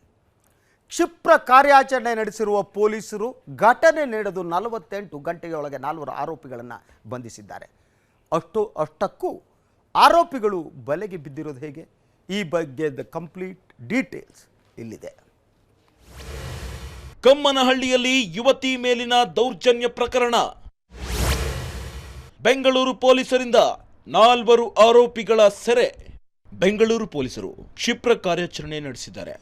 ಕಮ್ಮನಹಳ್ಳಿಯಲ್ಲಿ ನಡೆದಿದ್ದ ಯುವತಿ ಮೇಲಿನ ಲೈಂಗಿಕ ದೌರ್ಜನ್ಯ ಪ್ರಕರಣಕ್ಕೆ ಸಂಬಂಧಿಸಿದಂತೆ 48 ಗಂಟೆಯೊಳಗೆ 4 ಆರೋಪಿಗಳನ್ನು ಬಂಧಿಸಿದ್ದಾರೆ. ಸಿಸಿಟಿವಿ ದೃಶ್ಯ ಆಧಾರದ ಮೇಲೆ ನಡೆದ ತನಿಖೆ. ಮೊಬೈಲ್ ಸಿಗ್ನಲ್ ಮೂಲಕ ವಿಳಾಸ ಪತ್ತೆ. ಸಿಸಿಟಿವಿ ದೃಶ್ಯಾವಳಿಯಲ್ಲಿ ಯುವಕರ ಮುಖ ಸ್ಪಷ್ಟವಾಗಿ ಕಾಣ್ತಿಲ್ಲ. ಆದರೂ ಆರೋಪಿಗಳನ್ನ ಸೆರೆ ಹಿಡಿದಿರೋದೇ ಇಂಟ್ರೆಸ್ಟಿಂಗ್ ಆಗಿದೆ. ಪ್ರಕಾಶ್ ಫ್ರಾನ್ಸಿಸ್ ಎಂಬ ವ್ಯಕ್ತಿಯಿಂದ ಪಡೆದ ಸಿಸಿಟಿವಿ ಫುಟೇಜ್ ಜೊತೆ ಇಡೀ ಏರಿಯಾದ ಪ್ರಮುಖ ಸಿಗ್ನಲ್ಗಳಲ್ಲಿ ಅಳವಡಿಸಿದ್ದ ಸಿಸಿಟಿವಿಯನ್ನು ಪೊಲೀಸರು ಪರಿಶೀಲನೆ ನಡೆಸಿದರು. 2 ಬೈಕ್ಗಳು ಅದೇ ಏರಿಯಾದಲ್ಲಿ ಹಲವು ಬಾರಿ ಸುತ್ತುತ್ತಿರೋದು ಪೊಲೀಸರಿಗೆ ಸಂಶಯ ಮೂಡಿಸಿದೆ. ನಂತರ ಟವರ್ ವ್ಯಾಪ್ತಿಯಲ್ಲಿದ್ದ ಮೊಬೈಲ್ ಸಂಖ್ಯೆಯ ಮೂಲಕ ಅಡ್ರೆಸ್ ಹುಡುಕಿ ಆರೋಪಿಗಳನ್ನು ವಶಕ್ಕೆ ಪಡೆದಿದ್ದಾರೆ. ವಿಚಾರಣೆ ವೇಳೆ ಆರೋಪಿಗಳು ಸತ್ಯ ಬಾಯ್ಬಿಟ್ಟಿದ್ದಾರೆ. ಆರೋಪಿಗಳ ಪೈಕಿ ಅಯ್ಯಪ್ಪ ಹಾಗೂ ಸೋಮಶೇಖರ್ ಸ್ವಿಡ್ನಿಕ್ ಅನ್ನೋ ಹೋಟೆಲ್ನಲ್ಲಿ ಡೆಲಿವರಿ ಬಾಯ್ ಆಗಿ ಕೆಲಸ ಮಾಡ್ತಿದ್ರು. 3ನೇ ಆರೋಪಿ ಸಂದೇಶ್ ಖಾಸಗಿ ಕಂಪನಿಯಲ್ಲಿ ಡ್ರೈವರ್ ಆಗಿ ಕೆಲಸ ಮಾಡ್ತಿದ್ದ. ಬಂಧಿತ ಲಿನೋ ಅಂತಿಮ ವರ್ಷದ ಬಿಕಾಂ ವಿದ್ಯಾರ್ಥಿ ಎಂದು ಪೊಲೀಸ್ ವಿಚಾರಣೆ ವೇಳೆ ತಿಳಿದು ಬಂದಿದೆ. ದೌರ್ಜನ್ಯಕ್ಕೊಳಗಾದ ಯುವತಿ ಆಗಾಗ ಹೋಟೆಲ್ನಿಂದ ಊಟವನ್ನ ಆರ್ಡರ್ ಮಾಡ್ತಿದ್ಲು. ಆರ್ಡರ್ ಅನ್ನು ಆರೋಪಿ ಅಯ್ಯಪ್ಪ ಹಾಗೂ ಸೋಮಶೇಖರ್ ಮನೆಗೆ ತಂದು ಕೊಡ್ತಿದ್ರು. ಹೊಸ ವರ್ಷದ ದಿನ ಯುವತಿ ಚರ್ಚ್ಗೆ ಹೋಗಿ ಪಾರ್ಟಿ ಮುಗಿಸಿ ವಾಪಸ್ ಬರ್ತಿದ್ದ ಸಂದರ್ಭದಲ್ಲಿ ಅಡ್ಡಗಟ್ಟಿದ ಇಬ್ಬರು ಅಸಭ್ಯವಾಗಿ ವರ್ತಿಸಿದ್ರು. ವಿಚಾರಣೆ ವೇಳೆ ಆರೋಪಿಗಳು ತಪ್ಪೊಪ್ಪಿಕೊಂಡಿದ್ದಾರೆ. ಲೀನೋ ಅವರು ಬಿಕಾಂ ಓದಿದ್ದಾರೆ, ಸೋಮಶೇಖರ್ ಅವರು 10ನೇ ತರಗತಿ ತನಕ ಓದಿದ್ದಾರೆ, ಸುದೇಶ್ ಅವರು ದ್ವಿತೀಯ PUC ಓದ್ತಾ ಇದ್ದಾರೆ. 2 ಜನ ಡೆಲಿವರಿ ಬಾಯ್ಸ್ ಇದ್ದಾರೆ, ಒಬ್ಬರು ಡ್ರೈವರ್ ಇದ್ದಾರೆ, ಒಬ್ಬರು ಖಾಸಗಿ ಕಂಪನಿಯಲ್ಲಿ ಹೆಲ್ಪರ್ ಆಗಿ ಕೆಲಸ ಮಾಡ್ತಾರೆ. ಟೋಟಲಿ 4 ಜನ ನಾವು ದಸ್ತಗಿರಿ ಮಾಡಿದ್ದೀವಿ. ಕಾನೂನು ಪ್ರಕಾರವಾಗಿ ಕ್ರಮ ತಗೊಂಡು ಅವರಿಗೆ ನಾವು ನ್ಯಾಯಾಂಗ ಬಂಧನಕ್ಕೆ ಕಳಿಸ್ತೀವಿ. ಇನ್ನು ಘಟನೆಗೆ ಸಂಬಂಧಿಸಿದಂತೆ ಮಾತನಾಡಿರೋ ಗೃಹ ಸಚಿವ ಪರಮೇಶ್ವರ್, ಮಹಿಳೆಯರ ರಕ್ಷಣೆ ನಮ್ಮ ಸರ್ಕಾರದ ಆದ್ಯ ಕರ್ತವ್ಯ. ಸಿಲಿಕಾನ್ ಸಿಟಿ ಮಹಿಳೆ ಮತ್ತು ಮಕ್ಕಳಿಗೆ ಸುರಕ್ಷಿತ ಜಾಗ. ಹೊಸ ವರ್ಷದ ದಿನ ನಡೆದ ಘಟನೆ ಖಂಡನೀಯ. ನಗರದಲ್ಲಿ ಇನ್ನಷ್ಟು ಭದ್ರತೆ ಹೆಚ್ಚಿಸೋದಾಗಿ ಹೇಳಿದ್ರು. ಬಹಳ ಹೊಸ ವರ್ಷದಲ್ಲಿ ಪ್ರಾರಂಭ, ಬಹಳ ಸಂತೋಷದಿಂದ ಆಗಬೇಕಾದಂತ ಪ್ರಾರಂಭ ಸ್ವಲ್ಪ ಎಲ್ಲೋ ಮೋಡ ಕವಿದ ವಾತಾವರಣದ ತರ ಆಗ್ಬಿಟ್ಟಿದೆ. ಬೆಂಗಳೂರನ್ನ ಬಹಳ ಬೇರೊಂದು ರೂಪದಲ್ಲಿ ಪ್ರಪಂಚಕ್ಕೆ ತೋರಿಸುವಂತ ಕೆಲಸ ಆಗಿದೆ. 31ನೇ ತಾರೀಕು ರಾತ್ರಿ ಹೊಸ ವರ್ಷವನ್ನ ಆಚರಣೆ ಮಾಡತಕ್ಕಂತ ಸಂದರ್ಭದಲ್ಲಿ ನಡೆದಂತ ಘಟನೆ ದುರದೃಷ್ಟಕರ ಮತ್ತು ಆಗಬಾರದಾಗಿತ್ತು. ಯುವತಿ ಮೇಲೆ ದೌರ್ಜನ್ಯವೆಸಗಿರೋ ಆರೋಪಿಗಳು ಸೆರೆ ಸಿಕ್ಕಿದ್ದಾರೆ. ಪೊಲೀಸರ ಕ್ಷಿಪ್ರ ಕಾರ್ಯ ಅಭಿನಂದನೀಯ. ಆರೋಪಿಗಳಿಗೆ ತಕ್ಕ ಶಿಕ್ಷೆ ನೀಡಬೇಕು ಅನ್ನೋದು ಜನಸಾಮಾನ್ಯರ ಒತ್ತಾಯ. ಪ್ರಕರಣದಲ್ಲಿ ಇನ್ನೂ ಕೆಲ ಆರೋಪಿಗಳು ಭಾಗಿಯಾಗಿದ್ದು ಅವರ ಪತ್ತೆಗಾಗಿ ಪೊಲೀಸರು ಬಲೆ ಬೀಸಿದ್ದಾರೆ. ಭವ್ಯ ಶಿಬರೂರ್, ಕ್ರೈಮ್ ಬ್ಯೂರೋ, ಸುದ್ದಿ ಟಿವಿ. ಎಸ್, 3ನೇ ತಾರೀಕು ಈ ಬಗ್ಗೆ ಪೊಲೀಸ್ ಸ್ಟೇಷನ್ಗೆ ಬಂದು ಒಬ್ಬರು ಏನು CCTV ಇದನ್ನು ಕೊಟ್ಟು ದೂರು ಕೊಡ್ತಾರೆ. ಇವತ್ತು 5ನೇ ತಾರೀಕು ಏನೋ ಆರೋಪಿಗಳನ್ನು ಇವತ್ತು ಬಂಧಿಸಲಾಗಿದೆ. ಇದಕ್ಕಾಗಾದರೂ ನಾವು ಪೊಲೀಸರನ್ನ ಶ್ಲಾಘಿಸೋದು ಬೇಡವಾ? 3ನೇ ತಾರೀಕು ನಡೆದ ಘಟನೆ, ಇವತ್ತು ಆರೋಪಿಗಳು ಸಿಕ್ಕಾಕೊಂಡಿದ್ದಾರೆ, ಅದನ್ನು ನಾವು ಶ್ಲಾಘಿಸಲ್ಲ.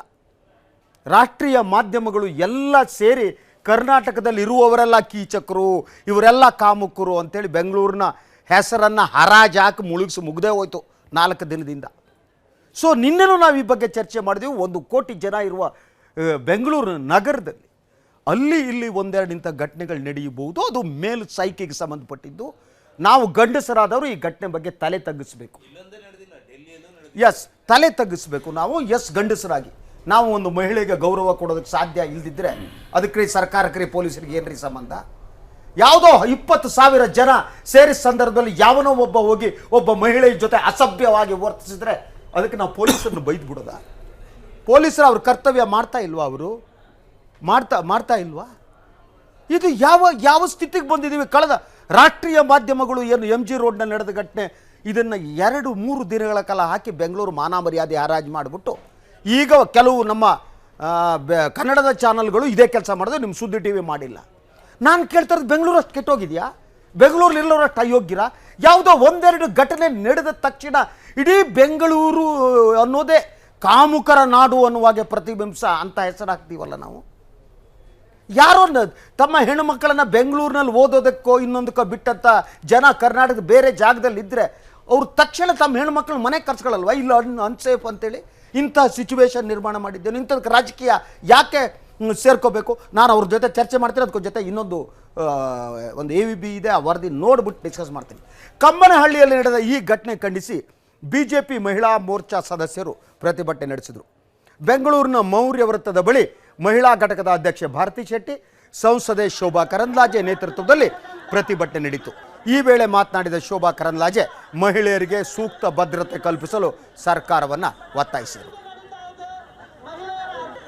ಇತ್ತೀಚೆಗೆ ಗಂಜಿರೋಡಿನಲ್ಲಿ ಆದಂತಹ ಘಟನೆಯನ್ನ ಆಡ್ತಾ ಇರುವಾಗಲೇ ಬ್ಯಾಂಗ್ಳೂರಿನಲ್ಲಿ ಜ್ಞಾನ ಭಾರತಿಯಲ್ಲಿ ಪ್ರಚಾರವನ್ನು ಮಾಡಿದಂತಹ ಘಟನೆ ನಮ್ಮ ರಾಜ್ಯದಲ್ಲಿ ನಡೆದಿದೆ. ಪ್ರಾರಂಭ ಆಗುವ ಮೊದಲೇ ಶುಭ ಸಂದರ್ಭದಲ್ಲಿ ಬೆಂಗಳೂರಲ್ಲಿ ನಡೆದಂತ ಘಟನೆ ಕರ್ನಾಟಕ ರಾಜ್ಯಕ್ಕೆ ಕಪ್ಪು ಚುಕ್ಕೆ. ಕರ್ನಾಟಕದ ಬೆಂಗಳೂರಿನ ಮಾನವನ್ನ ಇಡೀ ದೇಶದಲ್ಲಿ ಮತ್ತು ಪ್ರಪಂಚದಲ್ಲಿ ಹರಾಜಾಕಿದೆ. ಪ್ರವಾಸಿ ಭಾರತೀಯರ ಸಭೆ ನಡೀತಾ ಇರುವಂತ ಈ ಸಂದರ್ಭದಲ್ಲಿ ಬೆಂಗಳೂರಲ್ಲಿ ಈ ರೀತಿಯ ಘಟನೆ ನಡೆದಿದೆ ಅಂತಂದ್ರೆ ಕರ್ನಾಟಕಕ್ಕೆ ಯಾವ ಪ್ರವಾಸಿಗರು ಬರಲ್ಲ, ಯಾವ ಉದ್ಯಮೆದಾರರು ಬರಲ್ಲ. ಕರ್ನಾಟಕದ ಕಾನೂನು ಸುವ್ಯವಸ್ಥೆ ಹದಗೆಟ್ಟಿದೆ ಅನ್ನುವಂತ ಸಂದೇಶವನ್ನ ಈ ಸರ್ಕಾರ ಕರ್ನಾಟಕದಿಂದ ಬೆಂಗಳೂರಿಂದ ಕಳಿಸ್ತಾ ಇದೆ. ಎಸ್, ಪ್ರಿಯ ವೀಕ್ಷಕರೇ, ನಾನು ಶೋಭಾ ಕರಂದ್ಲಾಜೆ ಅವ್ರನ್ನ ಕೇಳೋದಕ್ಕೆ ಇಷ್ಟಪಡ್ತೀನಿ. ಮಂಗಳೂರಿನಲ್ಲಿ ಪಬ್ ದಾಳಿ ನಡೀತಲ್ಲ, ಮಹಿಳೆಯರನ್ನ ಎಳೆದಾಕಿದ್ರಲ್ಲ, ಆವಾಗ ಅಮ್ಮ ತಮ್ಮ ನಿಲುವೆ ಏನಾಗಿತ್ತು? ಅದೇ ಧರ್ಮಸ್ಥಳದ ಸಮೀಪ ಸೌಜನ್ಯ ಪ್ರಕರಣ ಕೊಲೆ ನಡೀತಲ್ಲ, CBI ತನಿಖೆ ಆಯ್ತಲ್ಲ, ಕಳ್ಳರು ಯಾರು ಅಂತ ಸಿಕ್ರ ತಾಯಿ, ಅದ್ರ ಪ್ರಕರಣ ಏನಾಯಿತು? ಕರ್ನಾಟಕದಲ್ಲಿ ಎಷ್ಟು ಮಹಿಳೆ ಮೇಲೆ ದೌರ್ಜನ್ಯ ನಡೀತು? ಯಾವಾಗ ತಾವು ಮಾತನಾಡಿದ್ದೀರಿ? ಹೇಳಮ್ಮ, ತಾವು ಯಾವಾಗ ಅದ್ರ ಬಗ್ಗೆ ಪ್ರತಿಭಟನೆ ಮಾಡಿದ್ದೀರಿ?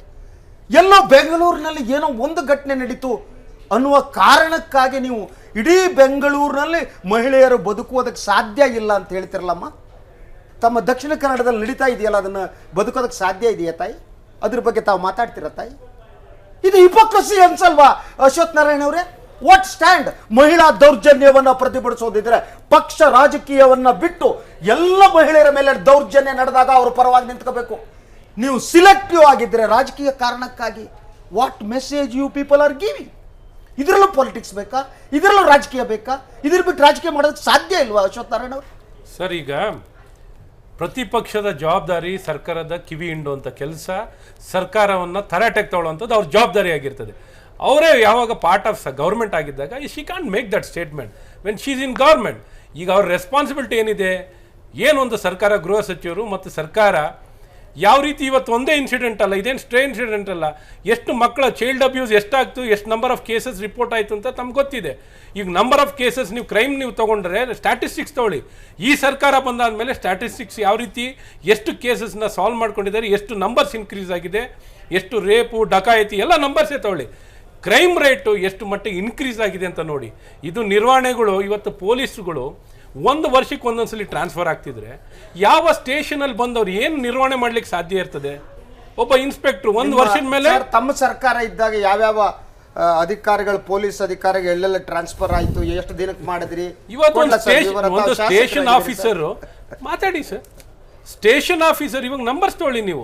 ಸ್ಟೇಷನ್ ಆಫೀಸರ್ಗೆ 1 ವರ್ಷಕ್ಕಿಂತನೂ ಹೆಚ್ಚಿನ ಸಮಯ ಬಿಡಲ್ಲ ಅಂದ್ರೆ ಯಾವ ರೀತಿ ನಿರ್ವಹಣೆ ಮಾಡಲಿಕ್ಕೆ ಸಾಧ್ಯ ಇದೆ? ನೀವು ನಂಬರ್ ನೀವು ಕ್ರೈಮ್ ರಿಪೋರ್ಟೇ ತೊಗೊಳ್ಳಿ ಸರ್. ಆ ಸರ್ಕಾರದಲ್ಲಿ ನಮ್ಮ ಸರ್ಕಾರದಲ್ಲಿ ರಿಪೋರ್ಟೇ ತೊಗೊಳ್ಳಿ ಸರ್. ಈ ಇಶ್ಯೂ ಬಗ್ಗೆ ಅವ್ರು ಅಷ್ಟೊಂದು ಮಾತಾಡ್ತಾರಂದ್ರೆ ನನಗೆ ನಗಬೇಕೋ ಅಳಬೇಕೋ ಗೊತ್ತಾಗ್ತಾ ಇಲ್ಲ. ಇದು ರಾಜಕೀಯ ಮಾಡತಕ್ಕಂಥ ವಿಚಾರವೇ ಅಲ್ಲ. ನಂಬರ್ 1 ಯಾಕೆ ಅಂತಂತಂದರೆ ಈ ಅತ್ಯಾಚಾರಗಳು ಈ ರೀತಿ ನಡೀತಕ್ಕಂಥವ್ರು ಯಾರೋ ಮಾನಸಿಕವಾಗಿ ಕೆಟ್ಟಿರ್ತಕ್ಕಂಥ ಕೆಲವರು ಮಾಡೋ ಕಸುಬುಗಳಿದೆಯಲ್ಲ, ಅದನ್ನು ಯಾವುದೇ ಸರ್ಕಾರ ಇರಲಿ, ವಿರೋಧ ಪಕ್ಷ ಇರಲಿ, ಅಥವಾ ಯಾವ ಪಕ್ಷನೂ ಬೇಕಾಗಿಲ್ಲ, ಮಾನವೀಯತೆ ಇರತಕ್ಕಂಥವ್ರು ಇದನ್ನು ಏನು ಮಾಡಬೇಕು ಅನ್ನೋದ್ರ ಬಗ್ಗೆ ಯೋಚನೆ ಮಾಡಬೇಕು, ಅದಕ್ಕೆ ಸಹಕಾರ ಕೊಡಬೇಕು. ನಾವು ಗಂಡಸರ ನಾವು ತಲೆ ತಗ್ಗಿಸಬೇಕು, ನಾವು ಕೂಡ ತಲೆ ತಗ್ಗಿಸಬೇಕು. ಯಾಕಂತಂದ್ರೆ ಒಂದು ಹೆಣ್ಣನ್ನ ಗಂಡಸರು ಮಹಿಳೆಯರ ಜೊತೆ ಈ ರೀತಿ ವರ್ತನೆ ಮಾಡ್ತಾಳೆ ದುಃಖ ಪಡಬೇಕು, ಇದ್ರ ಪರಿಹಾರ ಮಾಡೋದು ಹೇಗೆ ಅಂತ ನಾವು ಚರ್ಚೆ ಮಾಡಬೇಕು. ಆದ್ರೆ ಅವ್ರು ಹೇಳ್ತಿರೋದು ಏನು ಬಹಳ ಕಪ್ಪು ಚುಕ್ಕೆ ಆಗ್ಬಿಟ್ಟಿದೆ ಅಂತೆ. ನನಗನ್ನಿಸ್ತದೆ ಈ ಕರ್ನಾಟಕದ ಹೆಸರನ್ನ ಕೆಡಿಸ್ತಾ ಇರ್ತಕ್ಕಂಥದ್ದೇ ಈಗ ಬಹುಶಃ ಶೋಭಾ ಕರಂದ್ಲಾಜೆ ಅವರು. ಬಹುಶಃ ನನಗನ್ನಿಸ್ತದೆ ಅವರೇ ಒಂದು ರೀತಿಯ ಕಪ್ಪು ಚುಕ್ಕೆ. ಈಗ ಭಾಸ್ಕರ್ ಅವರೇ ಒಂದು ರೀತಿಯ ಕಪ್ಪು ಚುಕ್ಕೆ ನನಗೆ. ಆಯ್ತಾ? ಇದೆಲ್ಲಕ್ಕಿಂತ ಹೆಚ್ಚಿಗೆ ಸರ್, ಒಂದು ನಿಮಿಷ, ಈ ಇದನ್ನ ವಿಡಿಯೋ ಸರ್ ಯಾರು ಕೊಟ್ಟಿದ್ದು? ಪೊಲೀಸ್ನವ್ರು ತಂದ್ರ, ಇಲ್ಲ ಹೆಣ್ಮಕ್ಳು ತಂದ್ರ, ಇಲ್ಲ BJP ಅವ್ರು ತಂದ್ರ? ನೋಡಿ, ಯಾರಾದ್ರೂ ಒಬ್ರು ಕೂಡ ಮಾತಾಡ್ತಿದ್ದಾರ? ಆ ಒಬ್ಬ ವ್ಯಕ್ತಿ ಗಂಡಸು ನೋಡಿ ಈ ರೀತಿ ಆಗೋಗಿದೆ, ಹೆಣ್ಣು ಮಗಳು ಭಯಭೀತಳಾಗಿ ಆಕೆ ಓಡೋಗ್ಬಿಟ್ಟಿದ್ದಾಳೆ, ಸಿಕ್ಕಿಲ್ಲ. ಆದ್ರೆ ನನ್ನ CCTV ಬಂದಿದೆ, ನಾನು ತಗೊಂಡೋಗಿ ಪನಿಷ್ಮೆಂಟ್ ಮಾಡಿಸ್ಬೇಕು ಅಂತೇಳಿ ಅವರ ಬಗ್ಗೆ